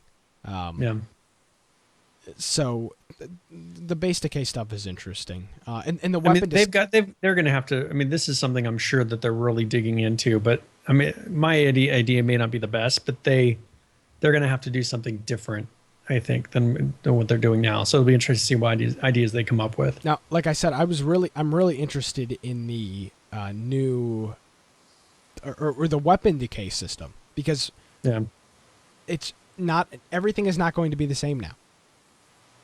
Like it's not going to be the same. You're going to be running around. You're going to say, oh, well, I don't want this the 45. I want this one because it looks better. Or I don't want this. I don't want this AK. This AK's got wear on it. I'm gonna go. I'm gonna find a better one. Or I'm gonna drop this one here to find a better AK. And your base, you're gonna get rid of the crappy guns, right? The gun with 85% wear is gonna be trash. You're gonna literally melt it down because nobody's gonna want it. Yeah. I think this is really going to change how the game goes.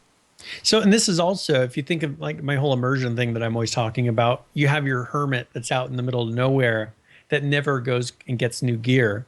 Over time, he's going to have faded clothes and he's going to have a rusted old gun, kind of matching that guy's whole persona. For the people that are really into the role playing thing, that is going to make that, person, as far as appearance, match what their play style is.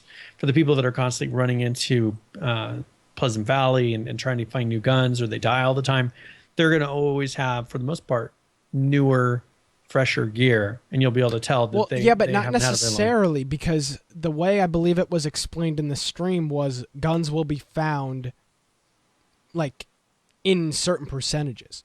So like guns will, like fresh guns like laid out on like a trailer will be found somewhere between like, let's say 80% damage and 60% damage. So they'll be found worn.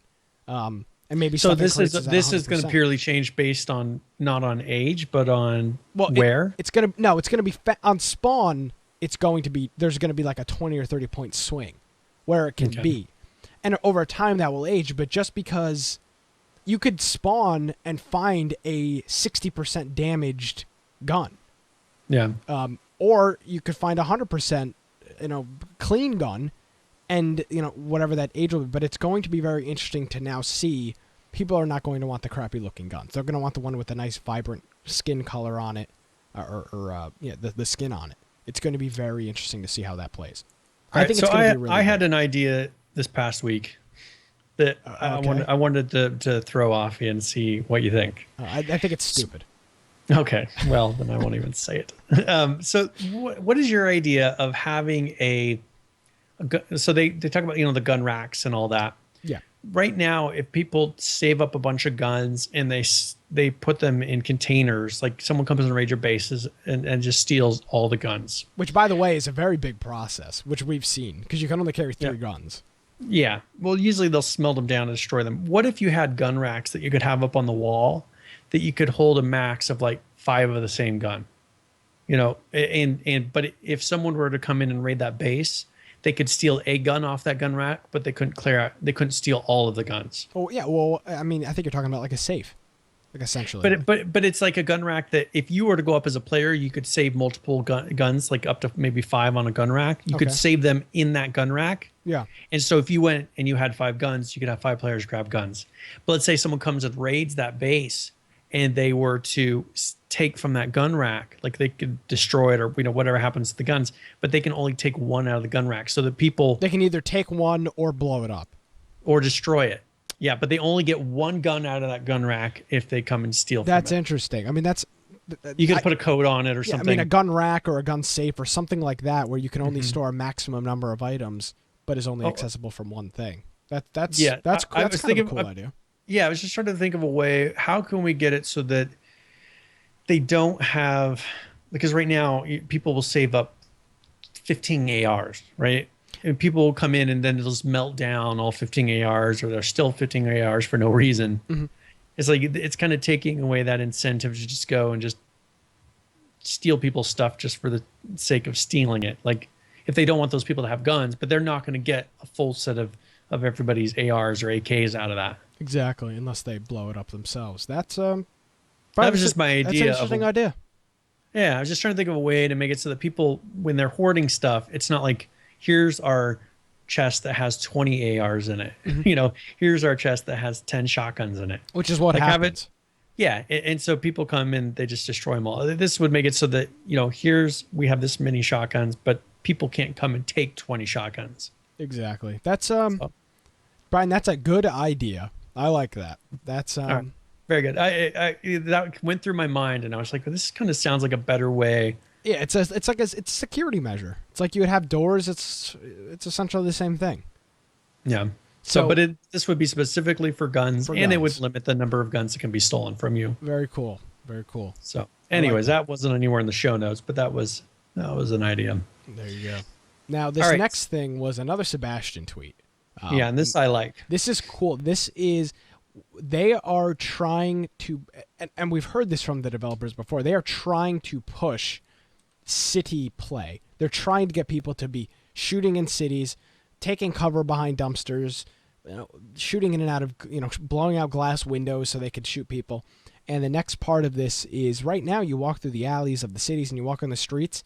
It doesn't look like an apocalypse. There's nothing there. There's like a tipped over lamp. Well, there's random papers. It was like somebody's office was it's like blown open. Yeah, somebody like drove down the road with like a filing cabinet. All those file. That's why they're all empty. People were dragging on the road, throwing papers in the air. Which exactly it looks like what happened. But Sebastian, he's working on adding some more common items like bones and all of these dead bodies as debris in these cities. So this is his. Or what they're pretty much working on right now is you can see by this dumpster just like skulls, bones, rib cages, everything just kind of laying out here on the street. There's still like the papers and the trash back there, but this looks much more like a zone that you would PvP in. This looks like a zone that you could lay down in and be completely prone. And people would be like, from distance, is that a person or is that just, crap laying on the ground? That's going to be interesting. And this, for me, I mean, this is totally part of the immersion, of story happened here. And when they originally showed near the medical facility, they had, that place where they were burying bodies, and they have all the body bags there and them throwing them off the truck. And I remember we had talked about, this kind of put an idea of something was happening here that was interrupted halfway, and we talked about this is where we fill in the blanks with our mind. Here, like with these bones being here, you kind of in your mind you say something happened here. Right now, nothing happened anywhere. I mean, there's things, here, buildings and things, but there's not really there was a lot of people here and a lot of people died here.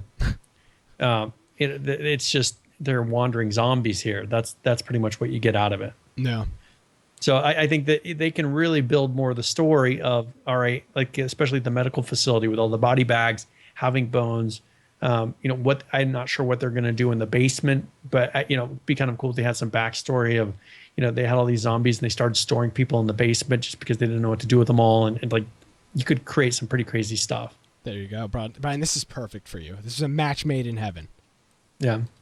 So that was from Sebastian. A lot of good stuff from him this week. This next one, we broke the news last week on the show with our breaking news sound effect. We had H1Z1, the official H1Z1 account. I think it was Greg on it in chat, and we asked about Halloween because this is going to sound like really childish, but this is a perfect game to make stuff Halloween-y. Like they could just replace the candle model with like a jack-o'-lantern model. Like why not? So when are they going to make it so that you can wear a jack-o'-lantern helmet? Now, it's coming soon, I'm sure. Now, I think you can already do that in Planet Side. They say in Planet Side 2, the pumpkin spawns will be available until November 10th. So make sure you start harvesting those seeds so you can get your hands on special Halloween helmets. It's the heading is Planet Side 2, so I don't think that's going to be an H1Z1. But I'm not 100% sure. But Brian, we have another contest.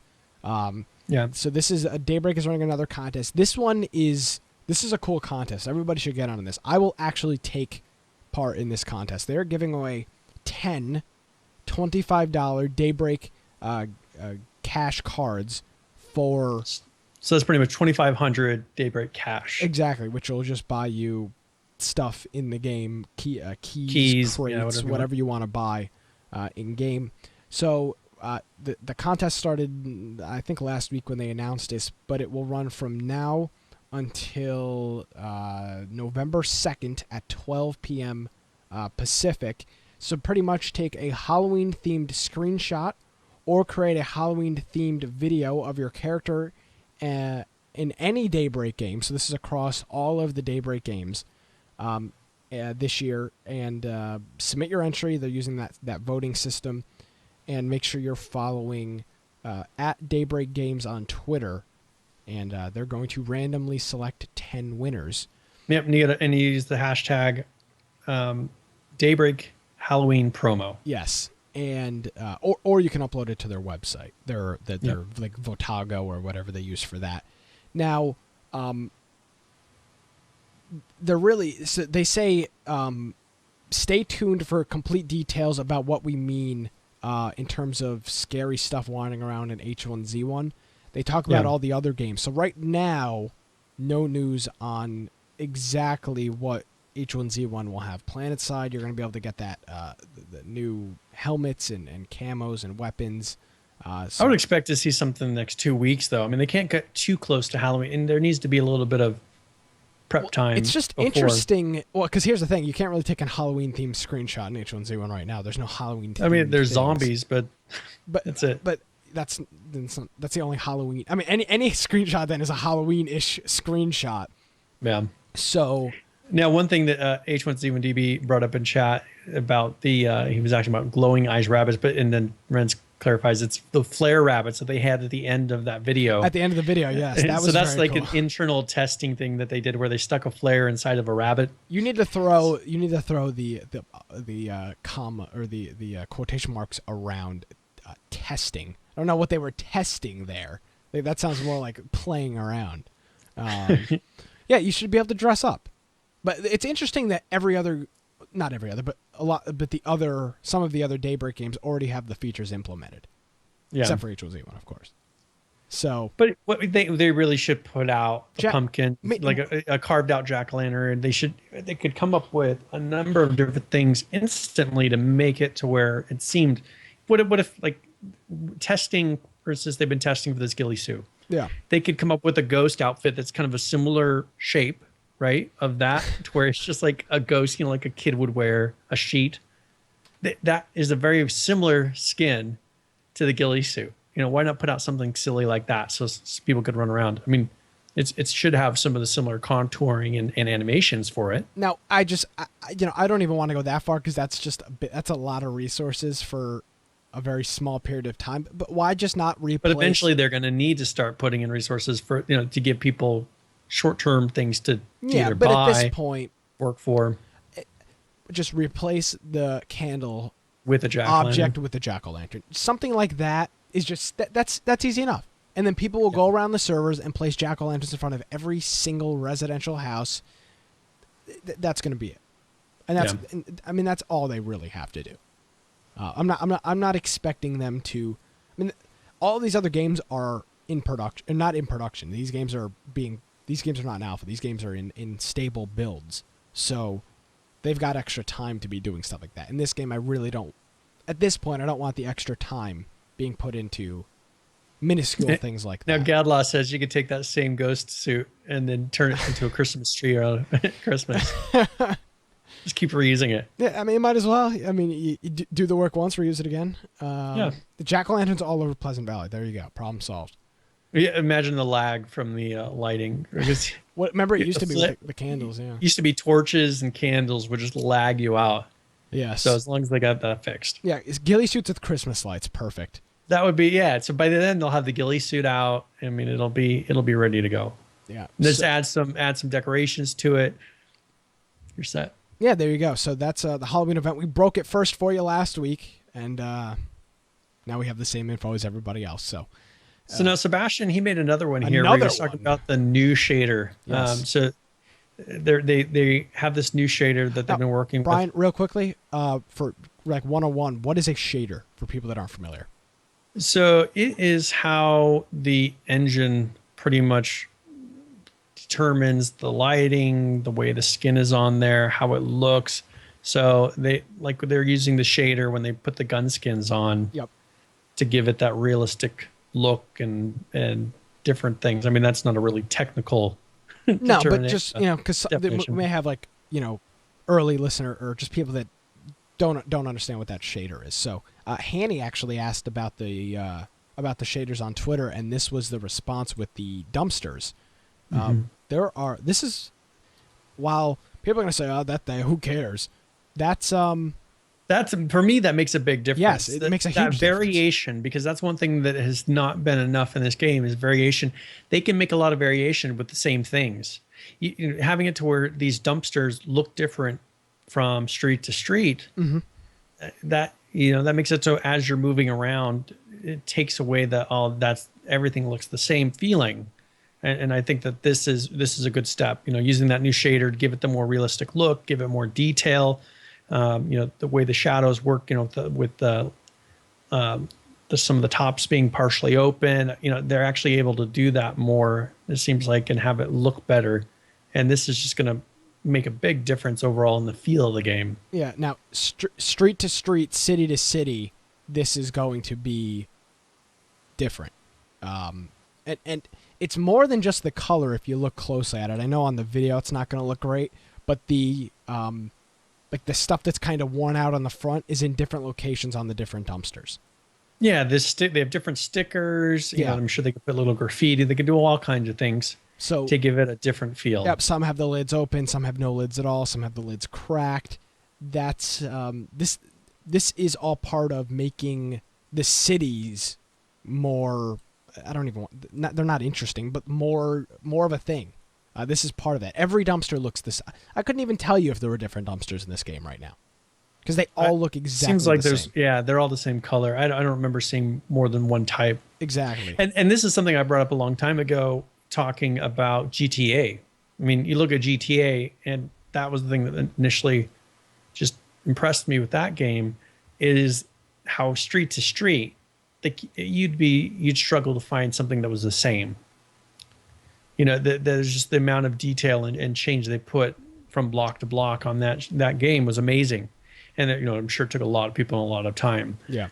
But here, if they can just come up with some more variation to make, and over time this will get better and better. But this is a good start. Taking some of those objects that they've repeated a lot through the world, whether it's dumpsters or you name it, whatever object is out there a lot, putting these different skins on them will make you feel like they're not the same object repeated.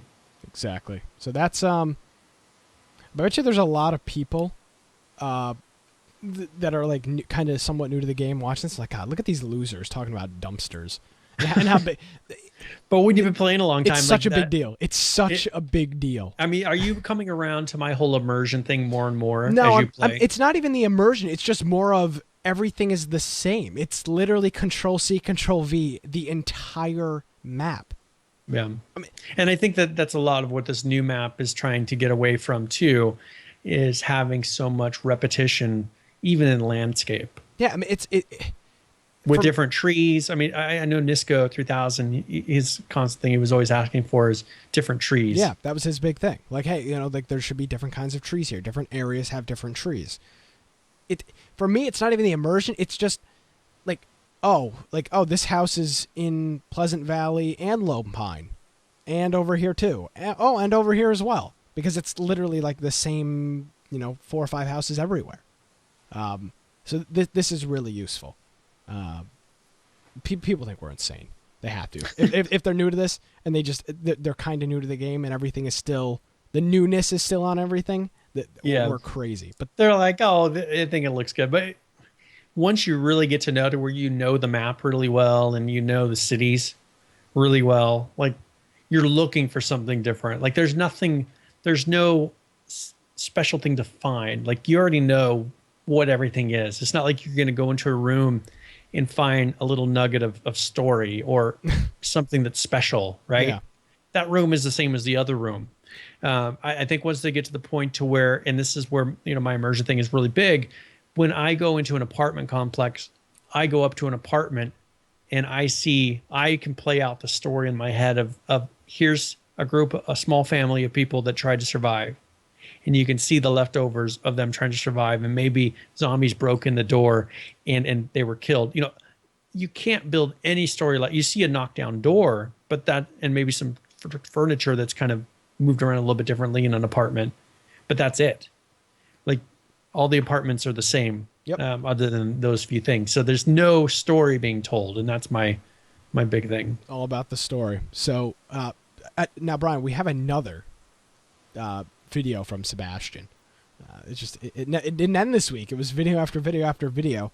And this one is showing off the ATV again, which I know everybody is so excited about, myself included. I'm not trying to be sarcastic there.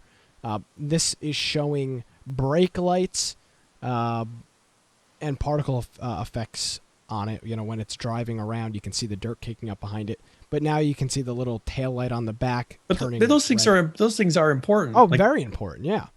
That makes you, that's something that if you don't notice it, that usually means they're doing it right. Exactly. That's just something's gonna. You're gonna see that maybe blink in the corner of your eye. Like you're gonna say, look at that. So that's a red blinking light. So here, think about it once they get to more nighttime, because I haven't noticed as much nighttime lately. I mean, it's foggy, but once you get to the point towards night to where you are, you're killing your headlights on the vehicle. Well, what about you're trying to drive secretly? This is going to be something that if you slow down, like there's no way to kill that tail light. If you do the brake. Yeah, I mean, look at DayZ's nights. I mean, you have to in the mod, you would go off and find a daytime server. Yeah, because the nights were unplayable. It was so dark. And I don't want it to get. I don't want it to get to that. It's not going to get to that point. But this will be something to where if you are trying to like sneak away or something, and you hit your brakes, people are going to see it and shoot it. People are going to see it and they'll shoot the light that's in the back. I mean, that's kind of a fun thing. So we definitely need I feel like I'm playing with fire here. We need more night, but they need to tweak out that fun. Like they need cycles to where it becomes night, not a ton amount of time. Night needs to be a shorter amount of time. But night needs to be unless they create some sort of an extra game mode or something that happens at night that you're looking forward to the night. But night needs to be night. Like it shouldn't be like overcast. Like night shouldn't look overcast and rainy. Night should be night. I mean, go walk around outside, overcast night. It's dark. One thing they could do if they are struggling with how this should be is just stick a camera out somewhere near their office and just record the day cycle and say, well, what is it like? I mean, you could take any of those little street cams and just say, okay, well, it's dark. Okay, it's foggy this amount of time. You just make it that. It doesn't seem like it should be that difficult to figure out, well, how much day should we have? How much night? If you make something that's really good for night, like there's certain game mode or more zombies or something, you can make it to where there's more night. But realistically, people don't want more than 25% night. Yeah, exactly. Because at that point, then you find yourself not playing at night. Like nighttime comes and it's, all right, I'm gonna go grab a drink or I'm gonna go grab something to eat, or I'm gonna go run to the store, and everybody's gonna log off at night. Needs to be short, but it needs to be night. Night needs to be night. Night should not be cloudy, rainy day. Night should be night. And I stand by that. If it's not going to be dark enough where it's a different play style, then why even have it? Why not make a day 24 hours? I mean, realistically, if there was no difference in the play style at night and how you play and how the game looks and how the game feels at night, might as well just be day. That's how I see it. As long as you can't mess with the gamma, that's one thing they did in Ark. Is originally you could mess with the gamma, and so even at nighttime, people could make it to where they could see. And then they took away that adjustment altogether, which is a great idea.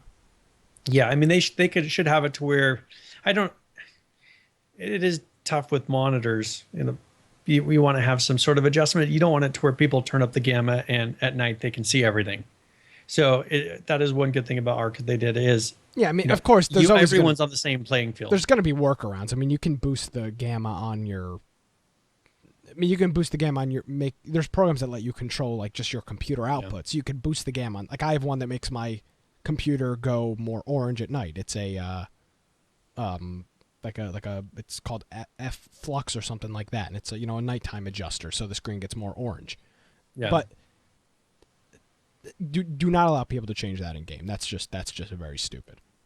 Especially if nighttime does become more of a game element, which it should. Yeah, and then they're going to need to make it to where everybody is seeing the same thing. Exactly. So that's the ATV. Yeah, and then particle effects, which is just like the dirt, it's kicking up and things like that as it drives. Yep. And I put on here, this will be a surprise, coming soon. Oh yeah, It's so just another Adam, picture. but he put on a note here that they've been going around and placing the spawn points for these ATVs. Mm-hmm. So he's saying could be ready to play by next game update. One might think, so he shows an example in Bumjuk Farms of having one of the ATVs placed. And so this probably Thursday for the test servers, at least. I mean, that's, when they're doing they're doing a pre-patch stream. I can't imagine them not doing it. Them not doing it then. Exactly. So there we go. That's our ATV update. I know everybody's so excited about that. That's a nice little. It's a nice little. I don't even know if it's a feature. Now. No, it's next one. It's there's really loud. I'm not playing it. I'm not playing it. Legendary Leah recorded the zombie scream voice. You don't want to blow everybody's eardrums out. This normally H1Z1 does a pretty good job with their videos. This one was just them being stupid. Well, this is I don't. Did they make this video or is this? Yeah, how could she have made it? She was recording the audio. But it doesn't say anything about. No, but look at the pan shots of the mixer and everything. Whoever produced this video, all it did was clip at the end. Audio clipping is once you get above. I mean, it was so loud. Yeah, once you get above like 10 dB, you just clip and it's that noise. That's all this video is. So she recorded the female zombie noise, especially that last scream. Yeah, the last scream is totally clips the microphone. So that was Legendary Leah, the Twitch streamer, and she took part in the H1Z1 Invitational. Recorded the screaming audio, the screamer, and then the female audio. Which we haven't heard anything about the screamer in a little bit, so I'm wondering how long until they're gonna. Yeah. Now put how many patches out that is. This one I know is people are going to have some mixed opinions on this next one. So, John Smedley was the prior. He was said his last name correct. That's good. Yeah, he was the what? He was the CEO of Daybreak. Yes. He was the former CEO of Daybreak. Put on Facebook after he'd left the company, maybe a month and a half ago, of him starting his own game company, and we were like, maybe this is him just kind of like giving, like his Twitter picture, giving you the middle finger to Daybreak, and it turns out it's not.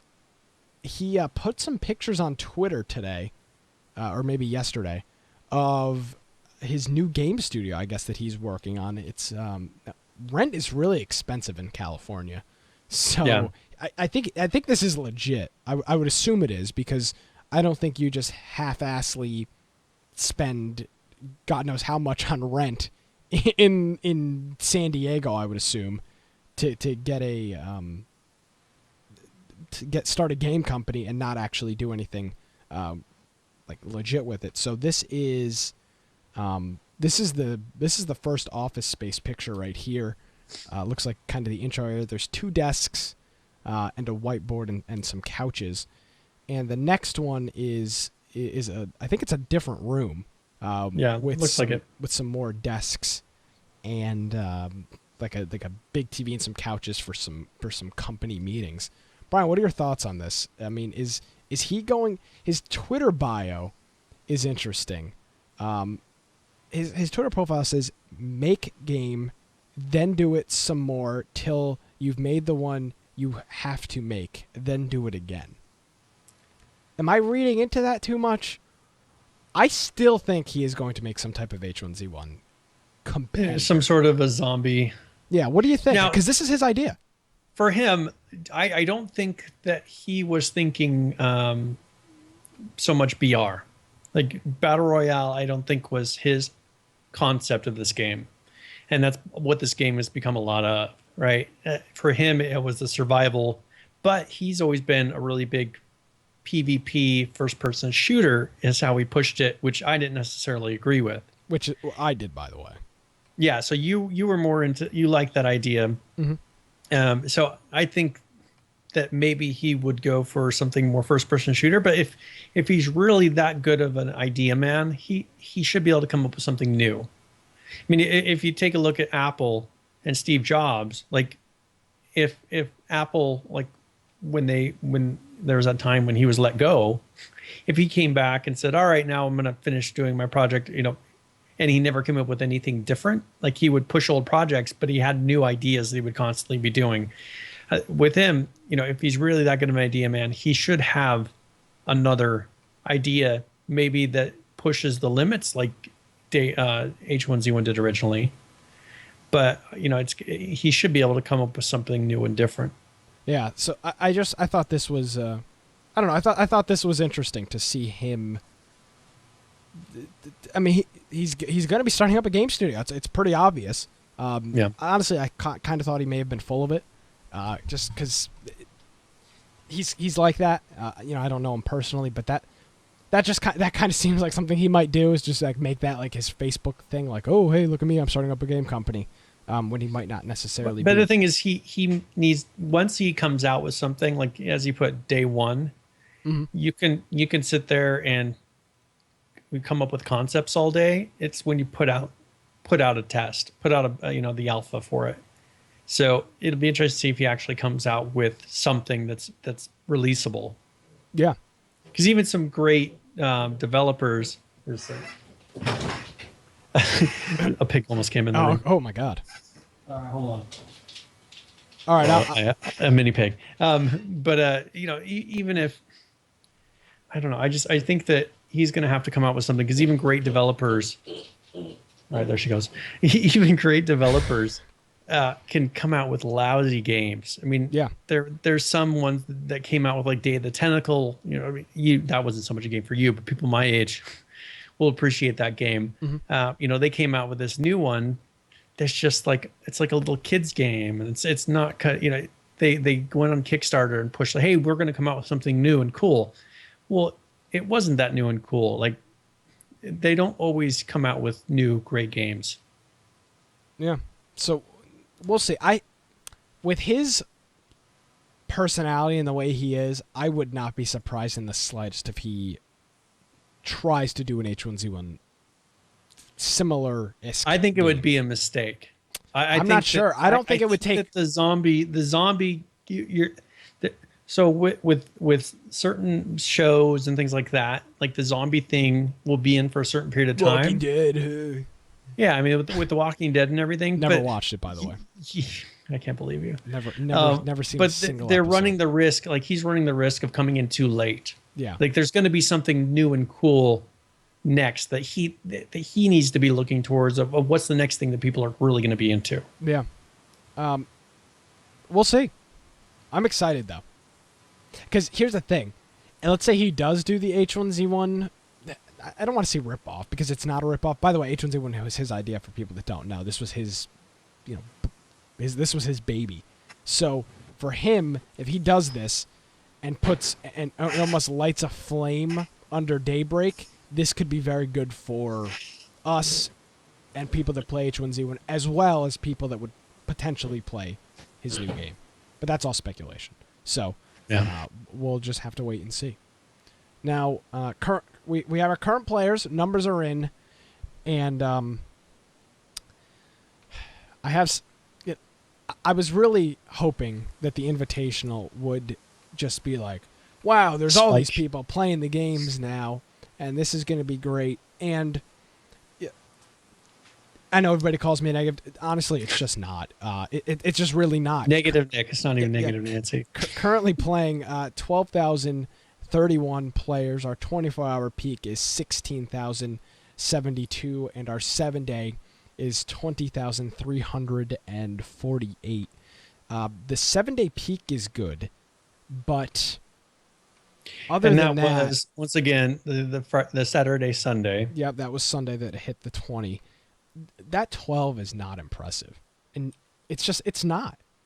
Yeah, I'm not impressed with a game with over 1 million sales is peaking at 12,000 players. Well, so they're at the point of, we are over 1.75 million. Oh, so it's almost we're coming up on 2 million sales of the game, and they can't get more than 24-hour peak being a little over 20,348. Yeah. I really thought the Invitational was going to bring people back, and I think it's obvious that it didn't. Yeah. I don't think I need to sit here and try to say more. Well, I mean, there's a lot of people saying that, they're waiting for this wipe and everything. I mean, I don't know. Maybe, I don't buy it. but I think that this big patch that they're going to come out with will be something that possibly will bring back a lot of players when maybe, the people that were doing BRs were already playing. Yeah. Right. And so you're not really going to bring those people back. Like, that's what the major base is right now. They're going to have to do something for survival to bring back those numbers, because those are the people that aren't playing right now. Exactly. And they need to figure out how they can get those people back. So and maybe some of these couple big patches with, the new medical facility and some major, there's some pretty big things coming out. Yeah. In the next couple of patches, that may be something that will start to drive these numbers up. Yeah. But just honestly not impressed, at least at this point, with the numbers. Am I being negative, Brian? I mean, is that really that negative? No, I mean, if you look at, as you said, the 12,000 right now, I'm more looking at let's say we go to the month view. Okay. Still, like, if you go to the month view, it's pretty consistent. Like, yeah, it hasn't gone up that much. Like, whatever has happened over the month, it hasn't. I mean, you go to the 3 month, it is up slightly from back in July. But it hit its peak and now it's on its way. I mean, we see that this is, by the way, if you've never looked at a chart like this is every product, every service, every website for the most part. Peaks and valleys, peaks and valleys. This is just how stuff works. Now, and that is one thing with alpha and game development. This is a long process. And I think a lot of people didn't realize how long of a process game development is when you get in on the very early stages of it. No. A lot of people get games when they're released in final, like they're getting the final product released, or they're getting a game in beta, which is something that's, a 50% done game, 75% done game. This game was given to us very soon after concept. And so there's a lot of work between here and there. Exactly. So we have to just keep that in mind. When they honestly could have waited 6 more months before they released this game. Yeah, maybe, because we're nowhere near beta, and once we're in beta, then we're nowhere near. I mean, this game might not even be out before 2020, realistically. Oh, it'll be out by then. You'll have kids by then. I mean, my goodness. I wouldn't go that far, but that's a scary sight. Hey. Hey, Brian, you do a segment every week. What's it called? What do you do? All right. So tips of the week is where we go through just something either very simple for beginner tip, something that, your new players. I mean, we got 1.75 million people that have bought this game. You're going to have some new people that maybe not even played another first person shooter or survival game. And so usually go through a tip that will be something that'll help them out. And then an advanced tip is something that even if someone's been playing a first-person shooter before, has played survival games, it'll be something that's maybe unique to this game, so a technique, a trick that they can use to be able to do better. So this is Tips of the Week.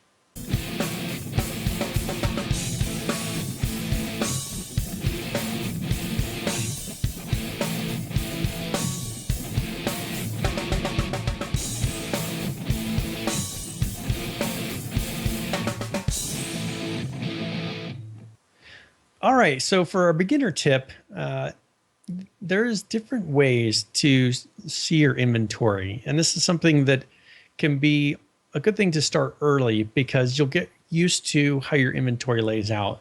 I find that in BRs, I found myself looking for those bandages and med kits, and they're just not accessible, or everything is spread out between slots. But if there's a little drop down arrow just to the left of where it says inventory item containers, and you are able to choose between a couple of different views for your inventory. So on there, personally, I like to have the bigger icons. This makes it so for me, it's easier to find those bandages quickly, right click on them and apply them in an emergency situation. But there's one way that's more compact. There's some that are bigger icons, but one good thing would be to try the different ways and then get yourself set into doing that, especially if you're doing BRs, so that if you quickly, being that there's no quick slot for bandages, if you quickly need to bandage or maybe quickly need to equip a some sort of a grenade or something, that this is in a place and in an order that you're ready to go. So play with the different sizes. See if you like to have the big icons or the small icons or the list view, and try those out. Get used to it, but make sure you go and change, because most people don't realize that that is there because it's just a little drop down arrow. Now, would you say that that helps you find bandages more quickly or? More quickly, yes. Okay, much more quickly or good. Yes, because for me, I would. No, this have is a real bandages- problem. Like I would have bandages spread out between like 3 bags.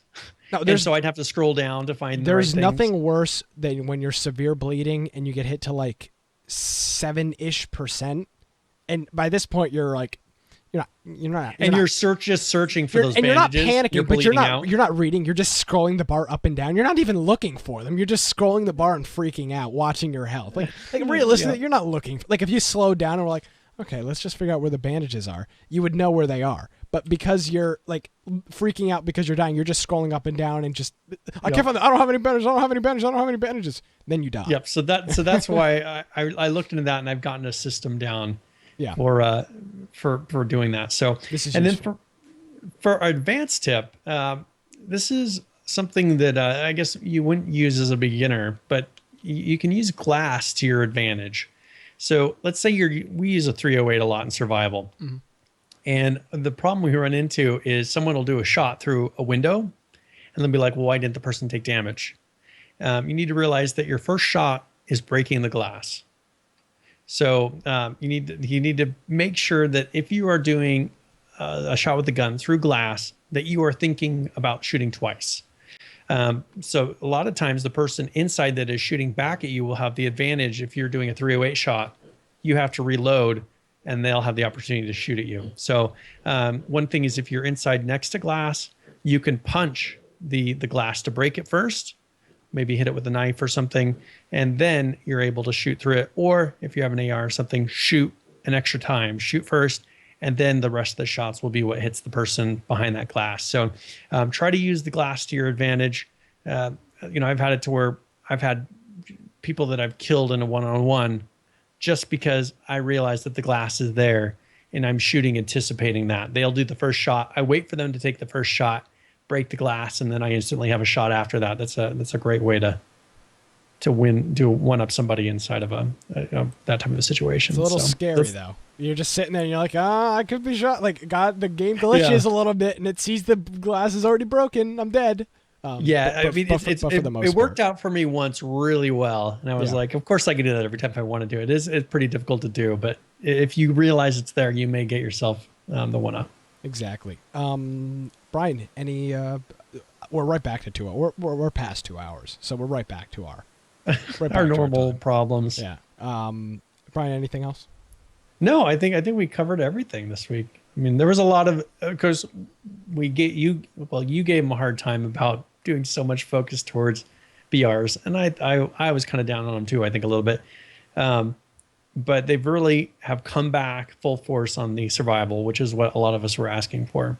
Exactly. So, we're going to do a special, we're going to do an extra hour bonus show for you. Again, we want to thank Manpons. His links will be in the show notes on infectionpodcast.com for coming on the show and getting some inside knowledge on how the Invitational ran. So thank him. Check out his Twitch channel. Yeah, subscribe to him on Twitch or follow him.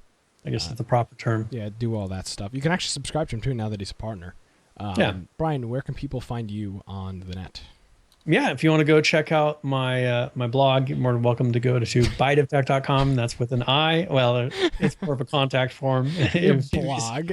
If you see on there, there's a lot of different links to my social things. Or if you want to go to google.com/plus Brian Aldridge.